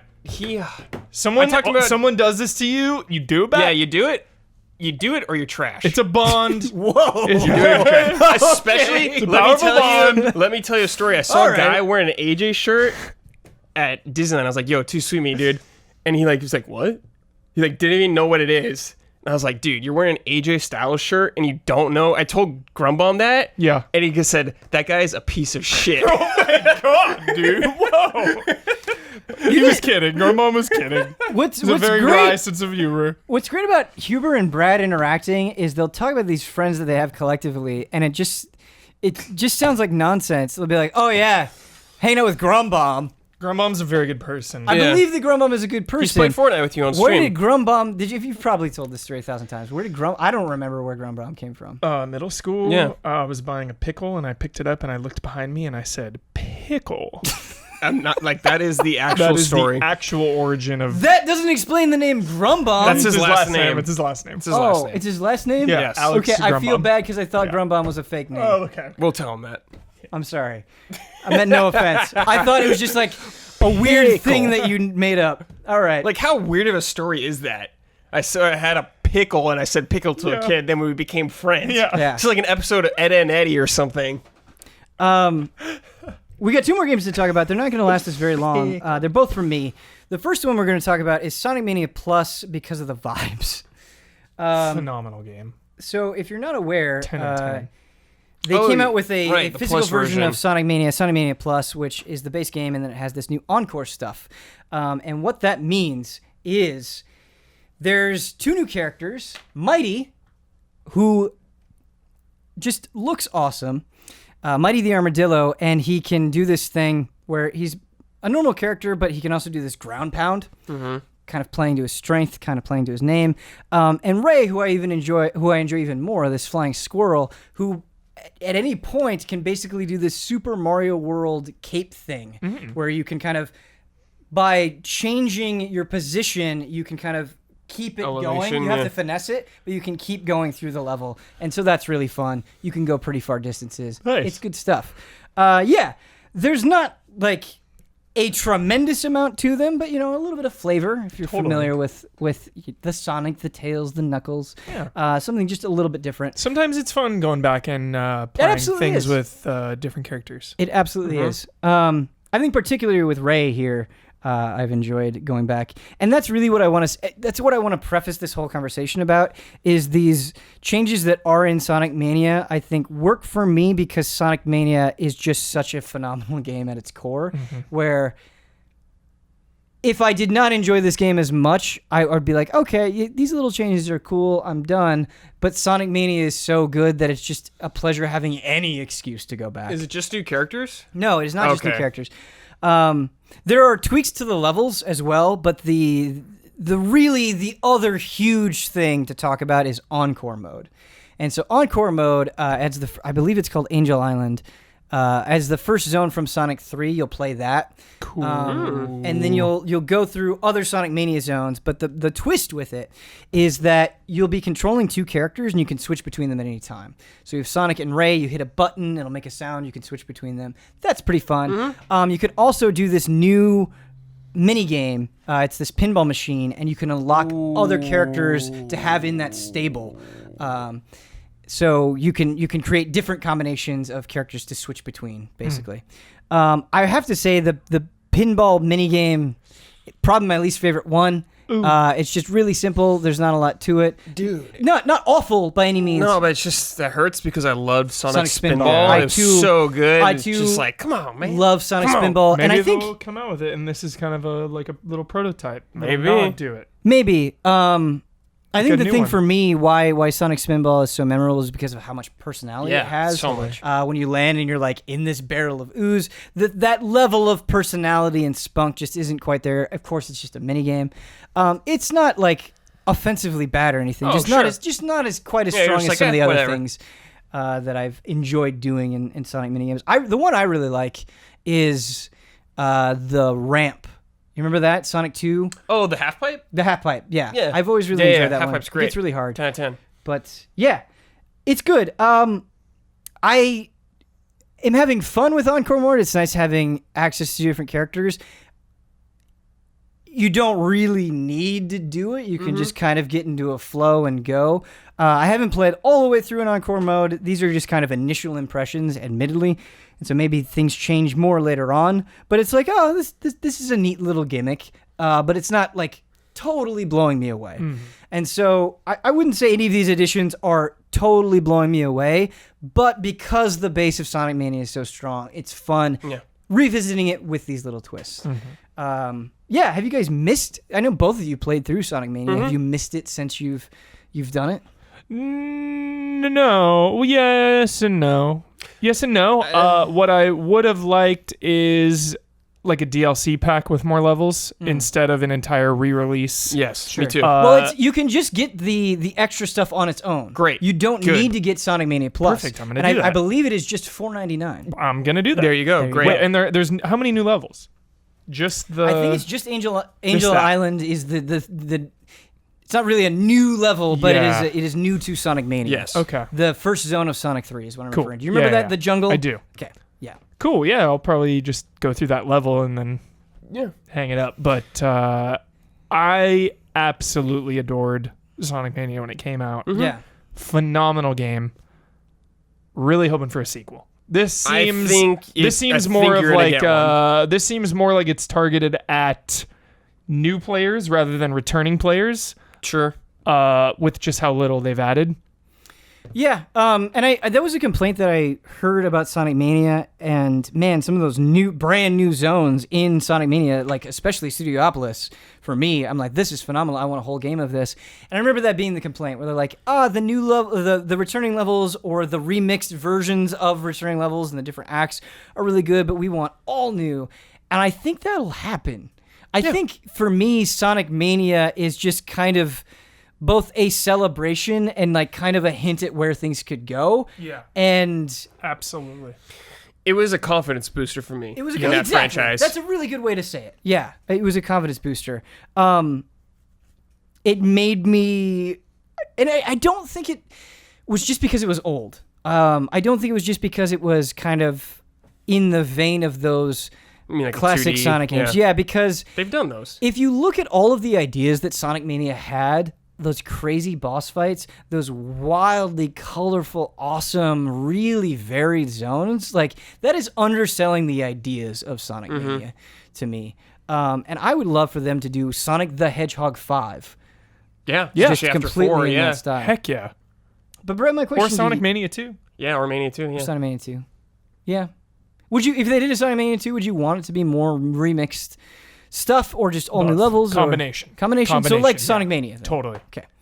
My question to you is, I remember Sonic Mania coming out and it kind of being this huge celebratory moment where it's like, oh my God, this is the best Sonic game in years, and just showers and showers and showers of praise.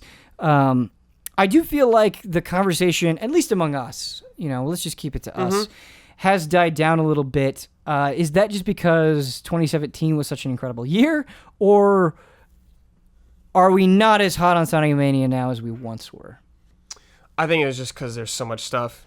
Like, I played Sonic for like a week, then I had to move on to the next thing. Really enjoyed my time with it. I was like, okay, next. Yeah. Sure. Yeah, it's not a lasting memory of mine. Yeah, it's like a few hour game, really too. enjoyed my time with it. Yeah. I love Sonic. I grew up with a Nintendo and a Genesis, so my Sonic bonds are deep Naruto levels of the word bond.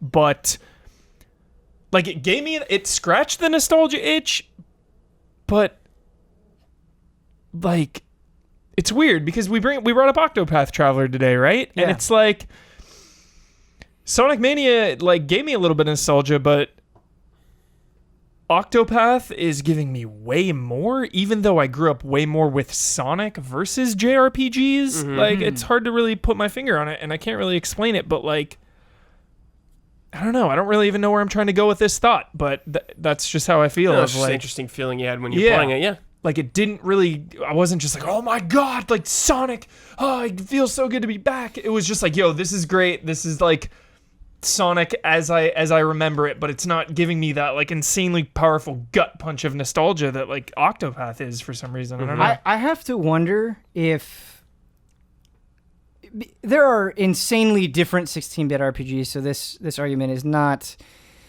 completely comprehensive, but I think when you visualize the RPGs that you grew up with from that era, there's kind of a unifying pattern where like Sonic just has been through so much. Yeah, I think that's it. There have been like this was the reset what feel button. like limitless permutations of Sonic, and so it was. I really love what Brad said there because I think it was less of a trip to the past and more of like a confidence booster, reset button, leveling out. Here we are. Yeah. Than just revisiting the times because there are so many times with Sonic that you can revisit. And like we kind of have revisited Sonic playing to nostalgia, but just haven't done it as well. Yeah. Like people really love Generations. I think Sonic Mania is better than Generations, but even Generations, was a heavy play at nostalgia. Sonic 4 was a heavy play at nostalgia. And so we have kind of dipped into the well a few times in the past. And I've stayed current somehow. Yeah, you're like caught up on Sonic. I'm like... Are you telling me you've played like every big Sonic game? No, God, no. Okay. Not that current. No, I finished Generations and Unleashed and 4. And you beat, what was the new one that came out? And Boom. Forces. Yeah, Forces. And you love really enjoyed Forces. Wait, you played Boom? No. Didn't finish Boom, but I finished all the other ones I mentioned. That's like a lot of Sonics, man. That's so pretty I'm caught up. Keeping the ties there. You know? Man, I haven't. I've been like, I played a little Generations, I think. Pretty much been out though. Generations since 2. Sweet. Oh no, I played Lost World, like beating them though. I mean, I think I tried them all, but I never like beat them. Got it. Yeah, Lost World was one that I was like, this. I played and thought it was okay, but didn't really have any desire to stick with. The biggest omission for me was Colors. Yeah, Colors is an omission for me. That was as well. the Wii one, right? Yeah, I need to play Colors. Praises Colors. Yeah, I need But to what play was the Colors. one before that? Generations. No. There was another Wii one. There's Sonic and the Secret Rings and Sonic That's and the it. Black Knight. That's what I was Didn't do thinking of, those. Secret Rings. Didn't Dude, touch I didn't either even of those. touch Black Knight. Yeah. Yeah. No, I didn't touch either of those and have no I intention played, to. the first Wii one was okay. It was like, all right. I think Generations Unleashed are solid. Like we always give Kyle a Yeah, I hard think- time I about think Generations Unleashed. is Like very Unleashed solid. is a I solid, haven't played Unleashed. solid game. The last game. Unleashed is weird. Yeah, when Kyle like tells me sometimes I don't believe him all the time. Do you think it will come back? Do I think what will come back? The Werehog. No, Ever. I don't. Ever is a long time. Yeah. I don't think for the foreseeable future it will come So you back. think one day it will come back then? Sonic is just so hard to predict, okay? Okay. Wait, I'm sorry. Did you? But like I would talking about ever, I would lean more toward no. I don't think it's impossible, but Highly unlikely. yeah, I think it's highly unlikely. Did you ever play the Sonic reboot Like- on PS3 and Xbox 360? Just Sonic. Sonic 06. yes. Yeah. So Yeah. bad. The worst. Yeah. Like it was dead. That was it. It was Yeah, dead. yeah. Like they resurrected it through necromancy now, but it died that day. yeah. Sonic is undead now. because of that. dude. I've only played the beginning of Sonic 06, and that's enough. Yeah, that's enough, Agreed. dude. You're good. Yeah. Yep. Can you imagine that announcement though? Like you're like, Sonic do you think Unleashed they could 2? ever bring it back? And like, can you imagine that huge rollout and just the responses on social media when they're no. like, the Werehog is back? They could Do have you done it think- in Smash. Do you think they could go this route though?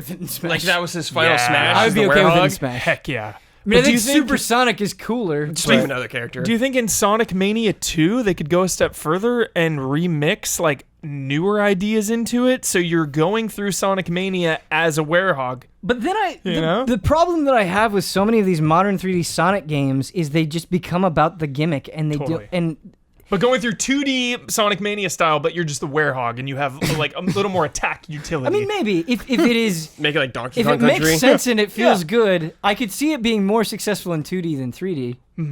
Yeah, for sure. Sonic usually does better in 2D, I feel like. And it just becomes a beat 'em up, and then you just have like Axel come in. Now we're talking. Didn't have a- even think of that. And then you have this like secret Genesis beat 'em up like Dude. I was going to Just say, you come just have like an crashing in. all-star Genesis All beat 'em Stars, up yep. game. Yep. Knuckles and Sonic the Werehog going through a beat 'em up. Can you imagine this super serious I'm so into it. 3D Knuckles beat 'em up? I'm so into it, dude. Where I'm Knuckles on is just board. like We got- cussing up a storm. We got Shadow. That was close enough. I have not played any of Shadow the Hedgehog. And Yo, someday I played a want little to- bit of it now. When are Easy living. When are Shadow the Hedgehog and Vincent Valentine going to meet up? When's that going to go down? Can they both be in Smash? Is that possible? No, I won't allow it. Okay. Sorp All right. I won't allow They it. have a team up attack in Smash. Yeah, There's only room for one edge. that to me feels like an easy alliance. Them two. Guns blazing. Both have the same color palette. But like everyone Let's that go. uses guns, dude, just get someone else besides Shadow, dude. Yeah. Shadow sucks, man. Yeah. Shadow kind of sucks.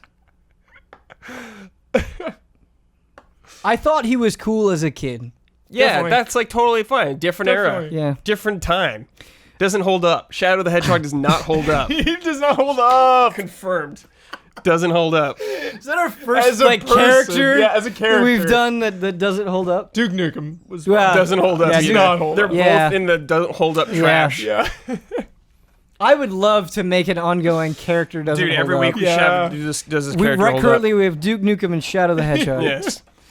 The last game I want to talk about very briefly is Fighting EX Layer. What? Yeah. Oh yeah, dude. Okay, have you been playing this? Yeah, so what happened is I downloaded it while I was in Iowa, and my internet was like not good. And so I did an online match, and the connection was terrible. And I was just like, I'm just gonna mess around with This training is that mode. fantasy game, right? With everyone in it? No. Fantasy matchups? No. So what this is this is made by Eureka, and they did the Street Fighter EX games, and this is characters from Street Fighter EX. Oh, okay, got It doesn't have it doesn't It's have like everyone but the Ryu and Street Ken. Fighter- yeah. Right. Yes. Got it. Brad's Everyone got with it. Street Fighter characters. Now, I have zero experience with Street Fighter EX. Did not grow up playing Street Fighter EX. Me neither. And so I don't have a lot of attachment or any attachment really to these characters. And so I'm just kind of coming at it from a fresh perspective. And the first thing that should be said is you can tell that this is a super budget game through and through. It was it was a passion project. Just visually and animation-wise, I think from a casual outside perspective, you might be like, this looks a little rough. So look like Mugen. No, it's 3D character models. Okay. And they're actually, some of the models look really good. It's just some of the attacks and some of the animations, I think, Sure. look a little bit awkward. But whatever, man, Yeah, because yeah. it's super fun, and it isn't okay. It's okay just doing completely ridiculous things. And it has this system called the Gogi system. And these Gogi, these different sort of buffs that you can get, come in this deck, and you can pick different decks. Now, if you get the $40 version, there's only so many decks you have access to, and then a free one that rotates. If you get the $60 version, you get access to everything. So there are two different versions you can get. That's a difference Okay. between them. You should know that going in.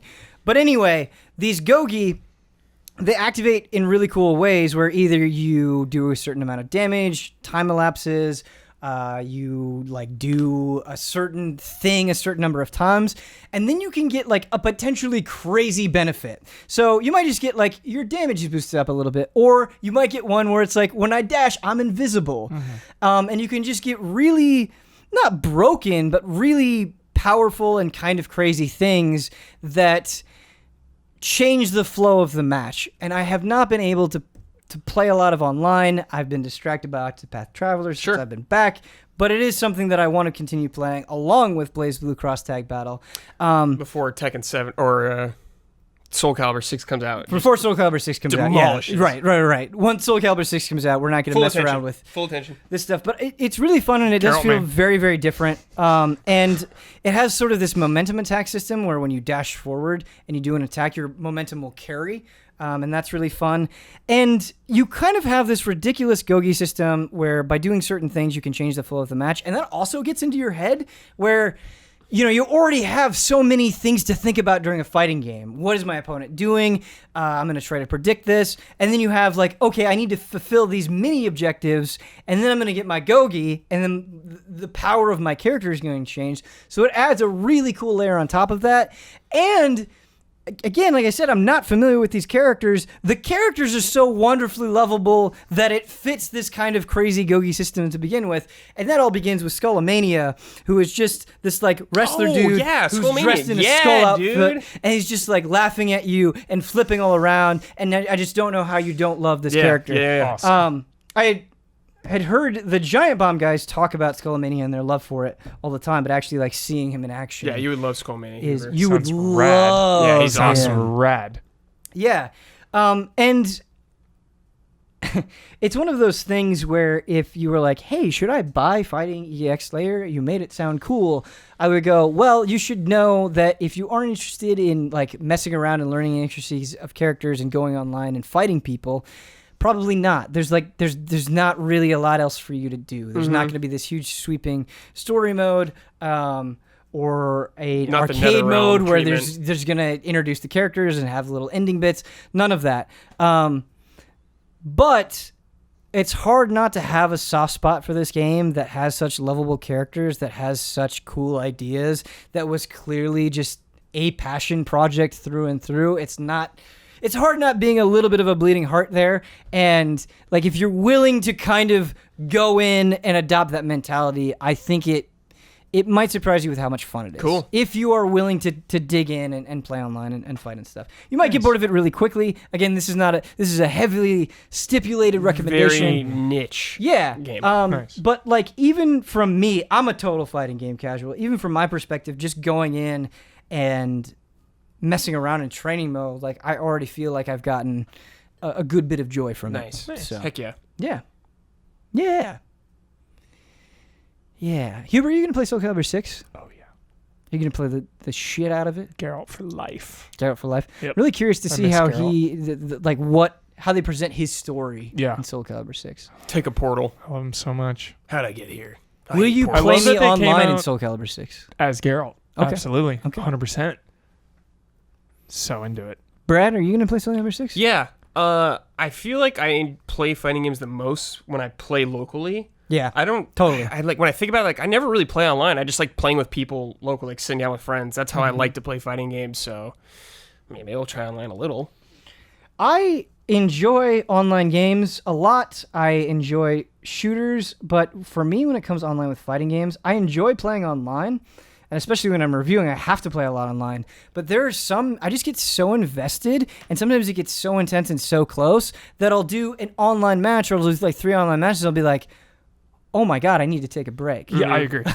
It just gets so intense. So A lot of the intense. fun fighting games for me is like sitting next to someone and you guys are both having these reactions to a fighting game, like Yes. kind of teasing and having fun like that. That's Yeah. that's what I love about fighting games. It's friendly. Right. So yeah, Right, You and go online, it's not friendly. I feel like when you're I'm with just- your friends, you yeah, can I'm just just- kind of appreciate the I'm spectacle. just fighting with like some random guy I don't know. Like, there's nothing wrong with it, Right. but it's just like how I like to play fighting games. Yeah, well, when you're playing online, not that you can't play online for fun, but you're playing to win. That's Sure. the only thing. Sure, You're not yeah. just there. You know, when you're playing fighting as the friend, you can just roll into it, have conversations, buddy, all that stuff. Of course, you could do that online over a headset as well, but something about being on the couch together. Yeah. No doubt. Brad, do you know what else? I want to know what you're gonna play. What I'm gonna play? Yeah, it's been driving me nuts Okay. What? for years. Okay. What? HOTTAKE! Oh my God! I've played it Yeah, a lot. you have played it a lot. I've like platinumed it. New Game Plus 20. Brad, I try to find ways for that moment I love to be it, dude. exciting, It was great. and it's really hot in here. Oh, it's I'm hot. So hot. It's hot, dude. My hair is getting all froopy, It's really sweating, Name the episode "Sweating in the Sauna." sweating in the sun. hot. Sweating in the sun. But for the HOTTAKE this week, I knew we were going to talk about Octopath Traveler a lot, and it got me thinking about JRPGs in general. And so this is going to be a JRPG focused You got the HOTTAKE. right. You got the right panel. People have said that Frame Trap has been too JRPG focused in the past, and I sympathize with that. But sometimes you just got to go where your heart It's is. what's out right You know, now, too, dude. I talk a lot about Fortnite. So Yeah. it just happens. You know? We are who we are. We talk about Yeah. what we love. But it got me thinking, and we talked a lot about the throwback qualities of Octopath, and this is not the first time it has happened. The same sort of conversation was happening around Bravely Default, and when I think to me, obviously I was a child, and so that's a large part of it. But when I think to me was an incredibly exciting time for JRPGs was the PlayStation 1 era of Square Enix, Yes. where not only did you have Final Fantasy VII, Final Fantasy VIII, and Final Fantasy IX, which were all wildly thematically different from each other, but the battle systems were just all over the place and Yeah, crazy. You also had these games that were just all over the place in terms of ideas. You had Valkyrie Profile, you had Xenogears, you had Vagrant Story. Fantasy Tactics. Right. You just had really these wild ideas. And I remember that is why part of the reason why I was so attached to the genre, even as a young kid, is I didn't know what to expect. And there was just this hunger to constantly push forward. And so my question for this HOTTAKE, all that preamble aside, do you think JRPGs are pushing ahead in the way that they used to? And how important is that to you? Is there room to push maybe a little bit harder? I think yes and no. they're pushing ahead. You have something like Persona 5, which tells a very contemporary style story, a relevant story in today, all about technology, and there's a big social media part to that game. So it's telling a personal story that's relevant. But then you also have things like Octopath and Dragon Quest XI that are capitalizing on the nostalgia and bringing us back to that golden age of RPGs. So I think there's kind of two branching paths that I see with JRPGs. Mm-hmm. What I see people criticize sometimes is like Xenoblade Chronicles, for instance, both 1 and 2, and 2 is recent. I do think that game, from a mechanical standpoint, is doing really interesting things. But people see the characters, the cute fluff ball, the anime, the very anime all around cast, and they're like, oh man, I feel like I've seen this before. I feel like I've done this, and some of those characters I really like for reasons that I won't get into. That's not the point. What I'm saying is, beyond overall story, do you think we could talk about different types of characters, have different settings? Yeah, I think Kingdom Hearts is one of the most unique games out there, period, which is a Japanese RPG. Yeah. Like, you're a random, Japanese JRPG characters with Disney characters fighting in Disney worlds. Like, there's nothing like that. Nothing. Yeah. Like, the closest you can get to something like that is like a fighting game that has crossover. But again, that intertwines these weird stories and takes it so deadly serious. There's nothing like that. So what you're telling me is right now, in this moment, you are 100% content. There's nothing that you haven't seen that you would like to see, or there's nothing from the past that you would like brought back? I'm always willing to see new things and always looking forward to seeing what comes of new games like that. I don't think we're peaked at all. But we must talk about the drought of last generation. Oh yeah, last generation was pretty bad, I would say, compared to what the other generations have been for JRPGs. And I think that's why this generation there's been this retro play to capitalize on these classic style JRPGs, because I feel like last generation was missing. I'm not imagining that. You've had a similar statement. I think you're right, but it comes from a very specific perspective where on console, I would mostly agree with you. Yeah, it's just there really was so much going on in the DS era of really exciting, unique JRPGs, and I know that is not your jam, but I do think it happened. But from JRPGs would dominate consoles in the past. Yeah. And for it just to be because I think they were making JRPGs that people didn't necessarily want. They were not appealing to their audience while they were on the DS and stuff like that. And you think about the PS1 and even PS2 era of JRPGs, I do feel like kind of there was this prestige and, for lack of a better term, budget, where I think there was a little bit more confidence in performance. And that is certainly oversimplifying things, but it's hard not to speculate that maybe sometimes when we do have something new, that play on nostalgia might be a little bit of a security. Well, with PS3 era, look at Square Enix saying we want to appeal to the West, all the time with Final Fantasy 13, character designs Snow and all that kind of stuff, and it didn't work out ever when they tried to do that. They were going away from what their fans wanted, and when they went back to that, JRPGs are kind of going back to what people actually wanted from them. That's why we're seeing a lot of great JRPGs. We got some that are coming out at the end, Ni no Kuni and stuff like that. Mm-hmm. But I think for a long time with Enchanted Arms and stuff like that, it's these aren't good games. You're just not making a good game. Yeah. There's some good ones, Lost Odyssey was good, but Blue Dragon's it's okay. It's whatever. We're used to JRPGs being the top, and last generation they were just kind of there, just kind of floundering, I would say, for a while. I do have to wonder if so much of it has to do with design, because I think about Final Fantasy VII, right, and the way that it opens and how exciting it is. You're doing that bombing mission, and it's who are these characters?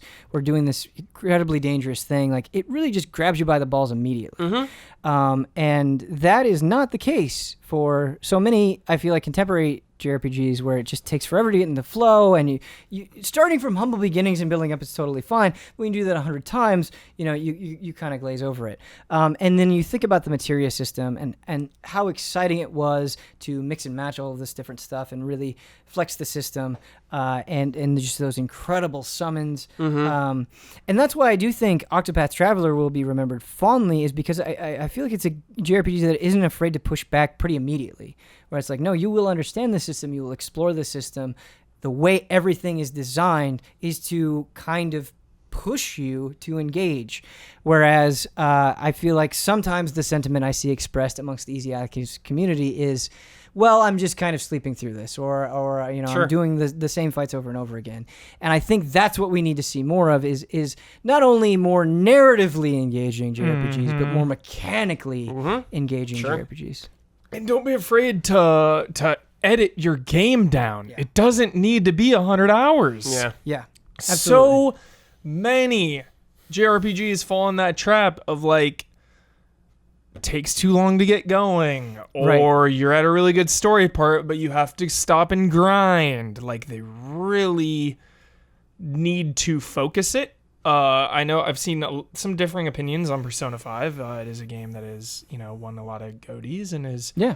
And to me, that's the best JRPG story I've played in the last decade, hands down. I didn't really feel any fatigue or filler because it just kept moving, and it was these cool story arcs just back to back to back to back. And the grinding... if they're even like Persona 5 grinding still feels like you're engaging with the story because you're in the dungeon, you're where you're supposed to be to grind, not like, I gotta go across the world, that's where my quest is, but I'm gonna go over to this desert to grind before I go there. So there's like that weird disconnect. Whereas I liked in Persona 5, it's like, yo, we're at this palace, like we gotta get through it. Let's go. I do think the calendar structure makes the super long length a little bit more easy. It makes it easier to digest. I do agree that Mementos was probably not needed at all. Yeah. There was already a lot going on. For sure. But yeah, I agree with the length thing. I always bring up Crimson Shroud, which was a downloadable 3DS game that you could finish in a few hours, that had a really wonderful, complex battle system, a really well-told story with interesting characters, and it was an epiphany for me where it was like, why doesn't this happen all the time? I love grand adventures. I love... Finishing a game always feels good. When you finish a game after spending 60 hours on it, it can feel incredible. It can feel like you really went on a journey with these characters. You've seen so much. You've learned so much. But I think for a lot of people, and even myself, when you think about an entire genre, you're like, are all of these going to take me at least 40 hours? Are all of these at least going... Like, and it feels like that time keeps creeping up. Yeah, like Ni no Kuni 2 didn't need to even be half as long as it was. That game just dragged on for like the story it's telling. A lot of JRPGs too that I've played, they just repeat themselves over and over and beat you over the head with like what they're trying to tell you, and it just goes on and on and on, where like, more focused games like I don't know, let me is this apples and oranges? Let me bring up like The Witcher or something. Like The Witcher can say a lot in a short amount of time, or relegate something to a side quest that you don't necessarily need to do. Say things with facial expressions. It's like JRPGs are so held up on their words and the script versus like the character themselves, I don't know. Just a spitballing thought. Yeah. I think a lot of that comes down to the structure of The Witcher, where I feel like you really get to choose how much of it you engage with, and how much you want to hear. Whereas to get through a lot of these games, yes, you can do side quests or whatever, but just to get through it, it's going to be a similar brickish experience for everybody. It's hard though, because while I definitely would agree that there are things that you could maybe tweak in Persona 5, like I still think overall I had this incredible experience. Oh yeah. And so I do also want to simultaneously communicate that I welcome different lengths and different structures and different experiences. I think you can have an overall excellent experience and still yearn for something completely different. But can you... It's hard too because of the structure. It's like, can you have a grand adventure that's not about revenge or overthrowing some evil dude? You know what I mean? Like, the best part about a JRPG for me, right, is going on this epic adventure, good versus evil. Like, is that always what it's destined to be? Some good versus evil, you know? The archetypes are always there. Like, that's always the, like... There's got to be another way. The reason I would say, when I was growing up, if you asked me, it would be like Kyle. If you asked me what I cared most about in JRPGs, it would be the story. Yeah, every time. And I did the battles to find out what was going to happen in the story. In modern times, that has completely changed, where the stories can be so similar or just fine but unremarkable that if your battle system is interesting, that's what I care about the most, because that's what I'm going to get the most invested in. And I wish that wasn't the case. I do agree. I do think there are other objectives that we can have for these characters. And the thing that I want to say is that does happen from time to time. I think that's why the original Valkyria Chronicles was so remarkable to me, is... Yes, it was essentially good versus evil, but there was so much going on beneath the surface. It didn't feel like everything else. And I do think those narratives happen from time to time. At least we've gotten past amnesia, right?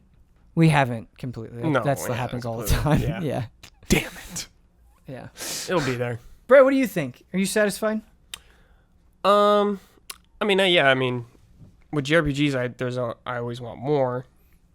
I think they can always improve themselves, but like, I don't know, like the idea of just saving the world and people getting tired. It's like, yeah, well, it's like I'm shooting games. I'm saving something. I'm like tired of that. Like I'm getting sick of shooting guys in games sometimes. But the thing with I'll counter that with like a lot of really good shooting games have characters that I really care about.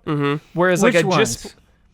Like, I don't know, let's think of The Last of Us or something. That's a shooting game. Oh, let's okay. I guess I was thinking specifically first-person shooters. Yeah, that's what I'm talking about. Oh, okay. Yeah, it's a good like point. there's Wolfenstein. There's like Wolfenstein, absolutely. There's like things that are like, yeah, Doom? this is falling right into line, or there's stuff that's like, this is doing something a little different that I'm into more. Right, but that's what's frustrating to me, and it's a really good point that you bring up, Brad, because just...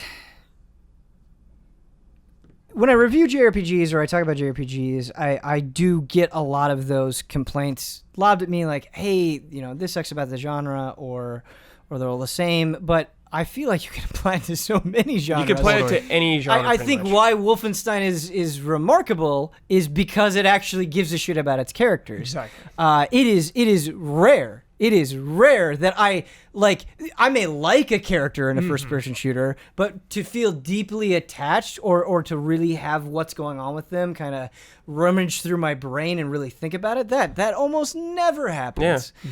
And it's like, you don't even need that all the time. Like Doom, like you're the Doom Slayer, just like a nameless dude, but I'm so into what's going on, it doesn't even matter. Right. And so I ultimately, that's what I want to see more of, is if you're not really going to put a lot of time in developing that stuff, take the Doom or even take the Octopath Traveler point, where, again, I honestly don't think, from what I've seen of any of these stories, that they are remarkable, that that any of them is going to be my favorite story of the year, but they're all pretty digestible. They're all pretty quick to get through a chapter. Ni no Kuni 2 to me was bloated. Yeah, sure. That's when it becomes a problem. But if you want like a game that's played The World Ends With You, that's such like a game that there's nothing like that. How it does its combat, its story, it's completely different than like the typical Save the World JRPG. So Huber, when we talk about Dragon Quest, right, which, its stories are pretty traditional, and its characters are pretty traditional, and these are very long games. What makes that exceptional to you? I don't engage with it as much as you guys. I there was a point in my life where it was like, all right, I can beat this one JRPG or these 6 shooters. I think I'm going to beat these. So you're just not as saturated in it. Yeah, exactly. So like Octopath, like I'm proud of myself this year, caught up on JRPGs, like finished Ni no Kuni 2, committed to finishing Octopath. I did have a thought though. I was a little worried when I was playing Octopath, like, hope I don't burn myself out for Dragon Quest 11 here, because this is like your typical. You know, I think because though it's the retro style versus like the full 3D PS4, like there's enough difference there. It's funny how it can kind of trick your brain. Right? Yeah, but I think we're in a really good spot right now. You asked me in 2018, like, yo, are you happy with JRPGs? I'm gonna say hell to the yes. Persona 5 to me is one of the greatest games ever made. We have a nice variety of retro JRPGs and heavy-duty hitters like Dragon Quest, like Ni no Kuni, like Persona. It really feels like a good time for the genre. I would like more storytelling out of these. You know, again, I'm really, really happy with Persona's story, but Ni no Kuni 2's I wasn't happy with at all. I much prefer Ni no Kuni 1 because maybe they honed in more on Oliver's tale. To me was just I was more empathetic to his plight than Evan's. But yeah, I think I like the variety right now. Some retro, some new, feeling good about it. It's like a warm blanket. I mean, I should just skip like the JRPGs that don't interest you. Just play the really good ones then, or don't play them back to back. Like I can't play a shooter back to back. Like even if it's Battlefield and Call of Duty, they're way different. But I can't do that. Oh, still too close for me. Yeah, like you can, but I can't do that. Something that we like bringing up the DS era, and I do agree that at that time JRPGs on consoles were pretty few and far between, and it was like this sharp divide between console JRPGs and handheld JRPGs. Now I just feel like there's this scale that we haven't had for a long time that I really appreciate, where you can have excellent things like Octopath Traveler, Persona 5, Xenoblade Chronicles. For the things that I don't like about it, there are a ton of things that I do love about it. You kind of have those bigger names, but then you also have like downloadable ones like I Am Setsuna and stuff. You have I Am Setsuna, you have Cosmic Star Heroine. I feel like there's so much to get through, along with the re-releases, which I do kind of think fill things in. And you also have we're not talking about it on the show, and we should have. But I'll try to find time to bring it up. I'm also picking through Shining Resonance Refrain, which I do not think is an excellent game, but it has some cool ideas in it. It is like kind of this B game that fills a really nice void. It's not excellent. I can't sing its praises for hours and hours and hours, but it is kind of this nice middle tier game that feels really satisfying. Final Fantasy 12, and I'm sure the Zodiac Age. Yeah, and I'm sure if we were to go back to the PS3 and 360 era, there are a lot of games we could look through and it's like, oh, I missed this. But still, all that said, I think we're in a pretty healthy time. Yeah. Healthier than we have been, for sure. And I love just having one JRPG in my queue at all times. I try to always have one just kind of floating around, you know, chip away at it. It's a warm blanket. Warm blanket. Like, you asked me about Dragon Quest 11 and like, I am expecting a very, very traditional story. Yeah. The thing is, if you're going to give me a traditional story, I demand unique characters or characters that I at least care about. So that'll be really my, level of love for Dragon Quest 11. Honestly, I played it at E3. The combat's awesome. Like, it is everything you expect it to be. It's just, will I be attached to these characters? Will I want to see their journey through till the end? And I think the answer is yes, right? Because that's you hear a lot of talk about the traditional storytelling in Dragon Quest. I do think that the characters are just so gosh darn charming. Yeah. They have Merchant Man just visually in the way that they speak. They just have so much attitude and personality behind them that I'm excited for it. All right, time to move on to emails. Let's do it. And then we can end this torment of heat. The sauna session. Frame Trap the sauna session. Dropping pounds. Yeah. Dropping the LBs. desert sessions for Frame Trap. We lost a pound in here today, probably. Sweat it out. Yep. Detox. All right. I really love this email, and it comes from James. He says, do casual gamers even stand a chance anymore? Whoa. Hey, Ben, I'd like to share a story and a thought with you. Maybe you can use this on Frame Trap. Someone who considers himself to be an extremely knowledgeable gamer, was in GameStop the other day picking up Ease 8 on the Switch. Nice. Hardcore. If there's one that you should chip away at, Ease 8 is very good. Is that the retranslation? The town that you're building up. Towns is that the retranslation? Yes, there's a lot of controversy over the original less than stellar, pretty poor translation or localization of from NIS with that game. I still think it's a great game. I still think you should experience it. Anyway, it's neither here nor there. As someone who was completely immersed in the world of gaming, finding what I was looking for in the store was a simple task. I cannot say the same about the gentleman in line ahead of me attempting to make his own purchase. Whoa. This customer asked the GameStop employee for the Xbox 360 memory stick. The surprisingly patient employee asked if the gentleman was looking for the memory card or the hard drive and explained the difference. Customer then said you could tell he was guessing hard drive. Then the employee asked if he needed the hard drive for the 360 standard or the 360 slim. Customer, attempting to be accommodating, said it didn't matter. Employee pointed out that it did matter because they're two different systems. One won't fit, two different versions of the same thing, yada yada. That customer left GameStop that day having made a purchase, but neither I nor him know if the employee knew if what he wound up buying was actually what he was looking for. Jeez. It was the kind of situation that required what some could consider to be an unattainable amount of nuance. Every once in a while, I'm reminded that I, as well as the allies, probably know more about games than 95% of everyone who qualifies as being a gamer. I think everyone should be able to enjoy games no matter how much they're willing to commit. I know hardware companies want to provide the most modern and exciting experiences to players, but holy hell, it seems by releasing new versions of consoles, what feels like every few months, they're doing everything they can to confuse and exclude those who don't have the time to keep up with the latest video game news. This includes parents shopping for their kids, the kind of gamers who don't listen to video game podcasts all day, etc. As a gamer, I love deluxe editions, the entire ridiculous 3DS family, slim versions, enhanced editions, and the like, but I'm bummed that these products can alienate consumers who can't be asked to learn everything there is to learn about hardware. What do you guys think about this? Would the industry benefit to catering more towards casual gamers, or the opposite, to force casual gamers to become savvy like how I and the allies are? Is this even a real issue at all? I'm not qualified to say if it's an issue or not. What I can say, though, is over the last year or so, I have been making a conscious effort to know that there is a large group of gamers that know nothing. You know, it ranges from knowing nothing to knowing everything, right? Yeah. There are so many people out there who walk into a GameStop and have no idea what's going on, no clue.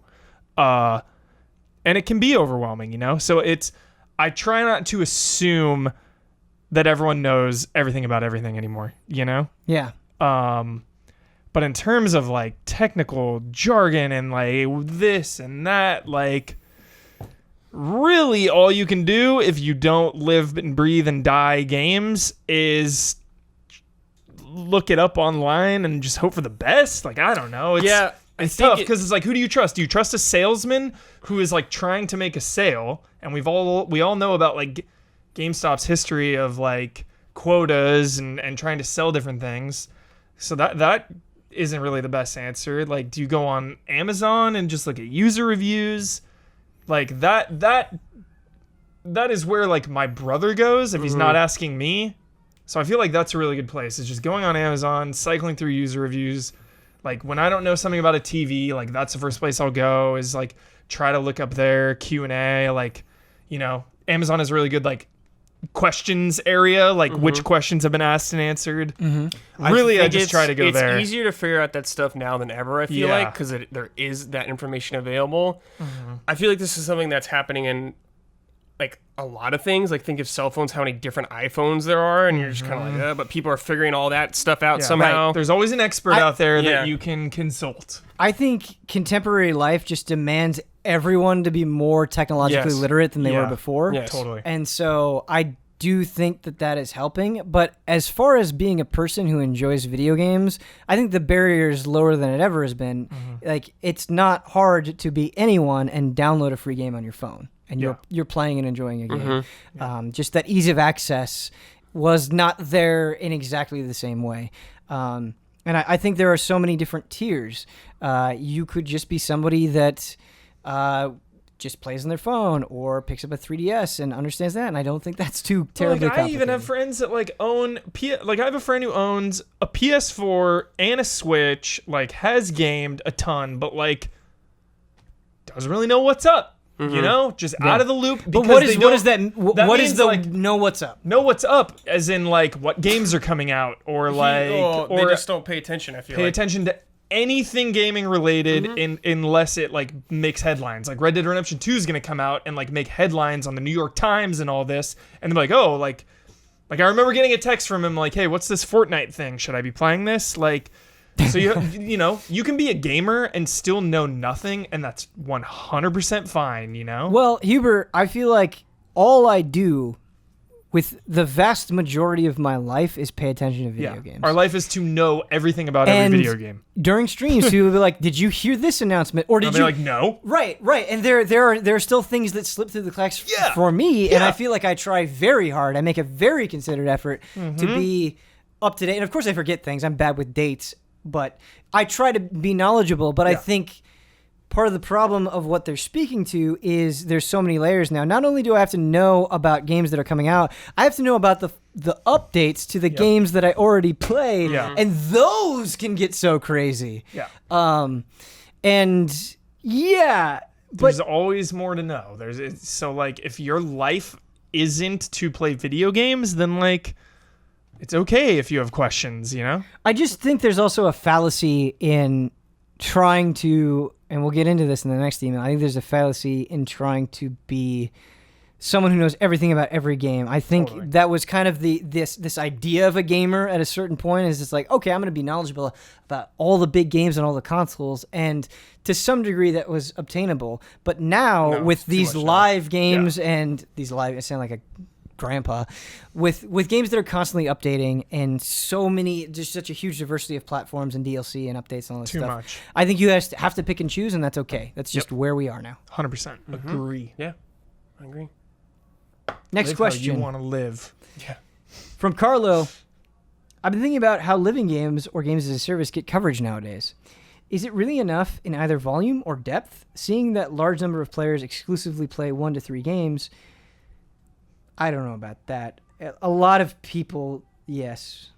Yeah, I guess that's right. Seeing that a large number of players exclusively play 1 to 3 games, it feels as though there's a real disconnect between the amount of coverage certain games get and the amount they are being played. For example, games like Fortnite, Hearthstone, League of Legends, or Rainbow Six Siege certainly do get headlines, but the real in-depth coverage and discussion only occurs in their respective communities. So if an article or podcast talks about the games in passing, it is always just the tip of the iceberg that's covered. Wow, Fortnite is really popular, or wow, people spend this much money on card pads, etc. So my question is, do you see this perceived disconnect being or becoming a problem for games journalists and outlets, or is it already completely normal and fine as is? What is the cause of the discrepancy? I'd love to hear any take, hot or not, on this topic. There's always an expert on something. You want to know about Fortnite? You want to see the best possible player? Yeah. Twitch.tv/ninja. You know? So, like, you just got to find who speaks to you. And I think Twitter is a big thing, you know? Like, my friend that I was talking about, he goes to just Twitter for his gaming news. Like, the site, you know, he plays Fortnite, so he'll just go to Fortnite's Twitter and see what's up.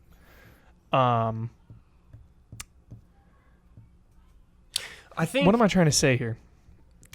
Basically, sorry, Brad. Sorry, okay. You go first. I just think there's so much to these games now. It's hard for us, for example, to cover these games to maybe like a satisfactory amount of what they want for everything. Like we would have to be experts on every single online thing. Like, yeah, Huber does a lot of Fortnite, which is great. Like, it's great we have someone do that, but we don't have someone doing like Warframe who's super in there all the time. Someone who's like super in there with Destiny all the time. I wish, man. I want to play Warframe. Super in there with Overwatch all the time. It's like we can only do so much, but we try to cover as much as we can. Yeah. Brad, I think you're completely right. But then you also have people that just play that game. Yeah. Like there are streamers. Like there's podcasts dedicated to one single game. Exactly. Yes, exactly. You bring it up perfectly. If you want expertise on something, there's not a lack of it. Exactly. If you want expertise on League of Legends, you're covered, man. Covered. You are but if you covered through the roof. If you want a casual take, you're covered too, right. You know? Exactly. And so this was actually a HOTTAKE of an earlier Frame Trap. It's like, could we do more to cover these games? And yes, we can. But I think a better way of thinking about it is not this idea of, okay, we have to cover every game with this same level of proficiency. It is, what type of players are we, and does that resonate with people? I think there are a lot of people that play games like we do, where they're interested in a wide variety of things. They'll play through a lot of single-player games. They might have multiplayer bouts. There are people who kind of have their hands in many pots. They're not just playing one game all the time. And I think that has resonated with people, and I've come to just feel completely okay with that. You know who we are, you know where we stand, you know how we play games, and if you don't like that, I'm happy and I'm comforted by the fact that, as you said, you can get a ton of different type of coverage other places. That sounded like a very grandiose pat on our back. No, it's not what it was. It's just like I get really stressed, and it's like, oh man, I want to cover more PC games, or I want to play Warframe. Like, am I covering Fortnite? I've been losing sleep at night because it's like, am I covering Fortnite too much? Because people are coming at me like, oh, is Huber just a Fortnite streamer now? Is that all Huber plays now? Huber, when are you going to play other games? Like, when are you going to stream other things? And it's like, yo, I'm just trying to do my job over here because one, it's a really big game, and two, I'm loving it. I just love it, you know? So I'm going to play something I love. Yeah, that's fun. I played a lot of Overwatch when it came out and stuff. So it's like finding the balance. People are going to come after you for the most minor of things. I like this email, though. I like it, too. Thank you very much. Yeah. I try to pick good ones. Good.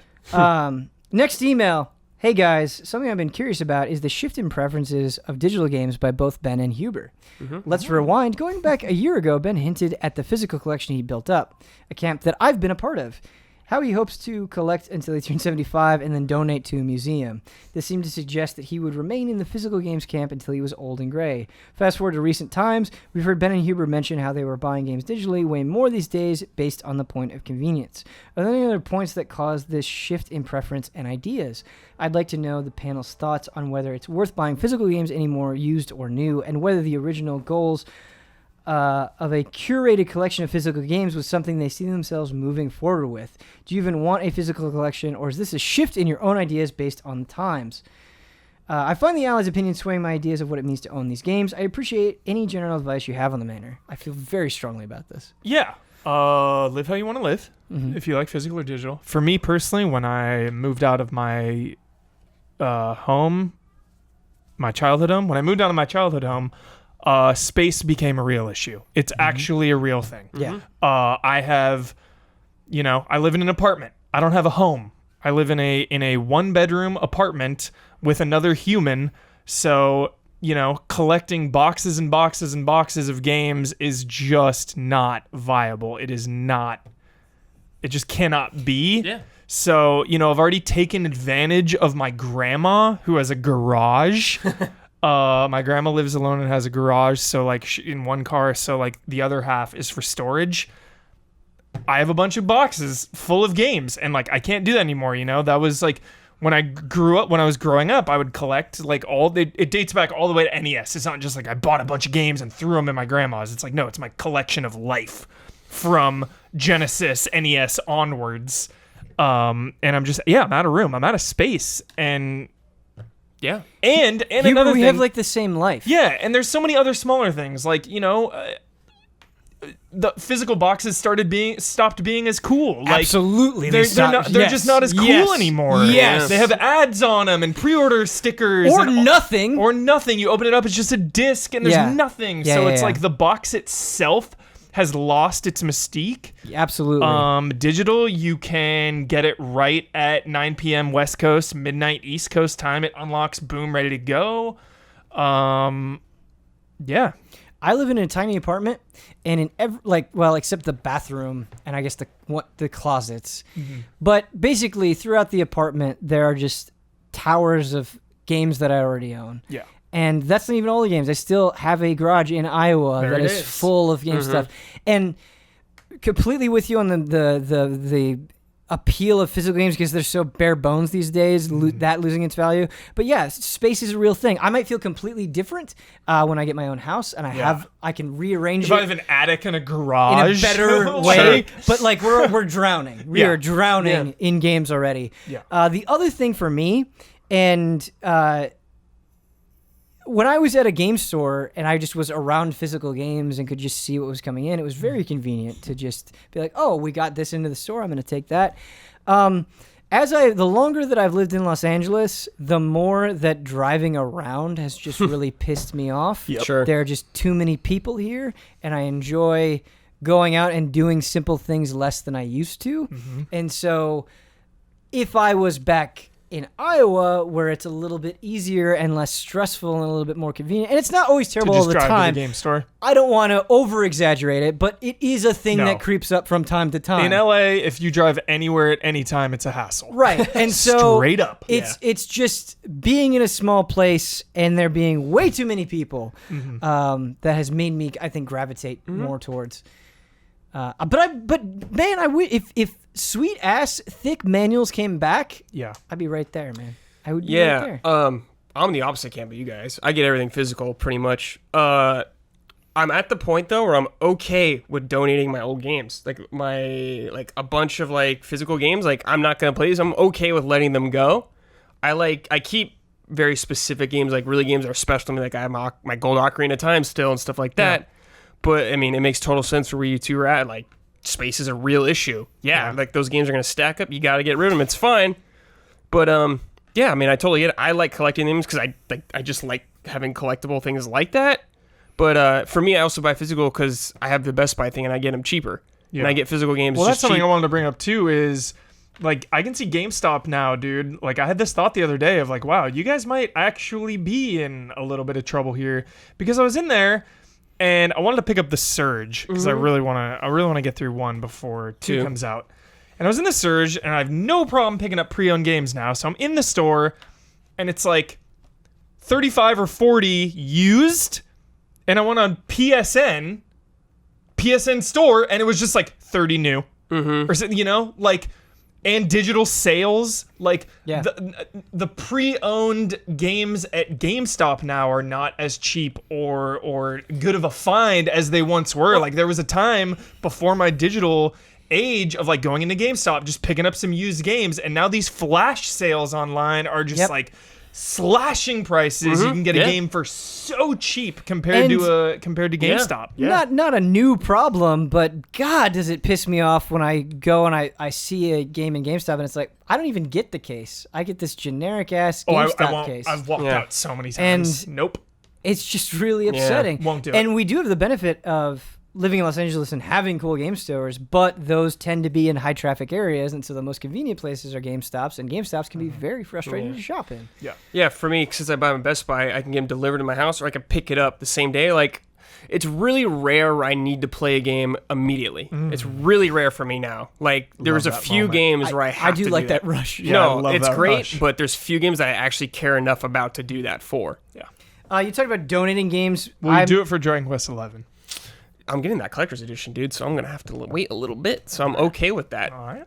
Because I'm getting that sweet soundtrack orchestrated, so I'm way cool with that. Sick. Like, wait, the collector's comes with an orchestrated soundtrack and the game itself doesn't? Correct.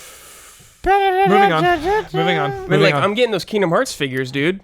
Oh, you got to. I'm getting that. Yeah. It's like, I got to get that. That's not your Brad, question. I knew that I was really done with collector's editions when I had the Octopath Traveler collector's edition on order and I canceled it. Yeah, sometimes you got to do that. I rarely do that. I just can't do collector's editions. The last anymore. collectors were it was either Arkham Asylum or City. It was like a big plastic piece of crap Batman symbol. I remember that, yeah. Terrible. Yeah, it was bad. And God of War 3 was Pandora's box. So janky. I was like, dude, I'm done with this. I'm pretty sure the last collector's edition I got was Xenoblade Chronicles 2 because I was just so excited for the game. Yeah. Didn't that come with soundtrack, though? I don't even that's what I'm getting at is I don't even remember what it came with because I just cared about the game. If it's a nice soundtrack that gets me like way more into it, because I really like collecting game soundtracks and concept and art I have books. if you get collector's editions and you love them, that's great. This isn't a slam on that. It's just for me, I was like, I'm not even really appreciating this stuff. Exactly. Like I almost didn't buy the Breath of the Wild one because I was like, do I really need this? And it did come with that Switch case though, didn't it? Yeah, that Switch case 10 out of I wish 10. I had that Switch case. And like the Master Sword's still on my dresser, and I didn't expect it to be there that long. Yeah, it is nice. So there's a few, like I haven't bought any of the Dark Souls ones with like the figures. I didn't buy any of those. I bought the Dark Souls 2 one. Yeah, I didn't get any of them, That figure is on my bookshelf. I I wish I had the foresight to get all the World of Warcrafts. Dude, those are so clean. They're They're massive, very clean. though. They're amazing. They're massive, they're though, massive. dude. They're massive. God. Hindsight, though, that's something I wish I'd kept up on. Sure. Yeah, it's cool, but like, think of this, how much space that would take. Yeah, dude. Like, that's there's no way. it's like This is my Warcraft show. It's awesome, but it's just like, it's massive, dude. That's going to do it for this edition of Frame Trap. Thank you so much for listening. We really appreciate you guys tremendously. If you would like to send an email, the email address is askeasyallies@gmail.com. One more time, it's askeasyallies@gmail.com. Thank you, Bradley Ellis. Thank you, Michael Huber, for suffering through this intense heat in the evening with me. And we will see you next time.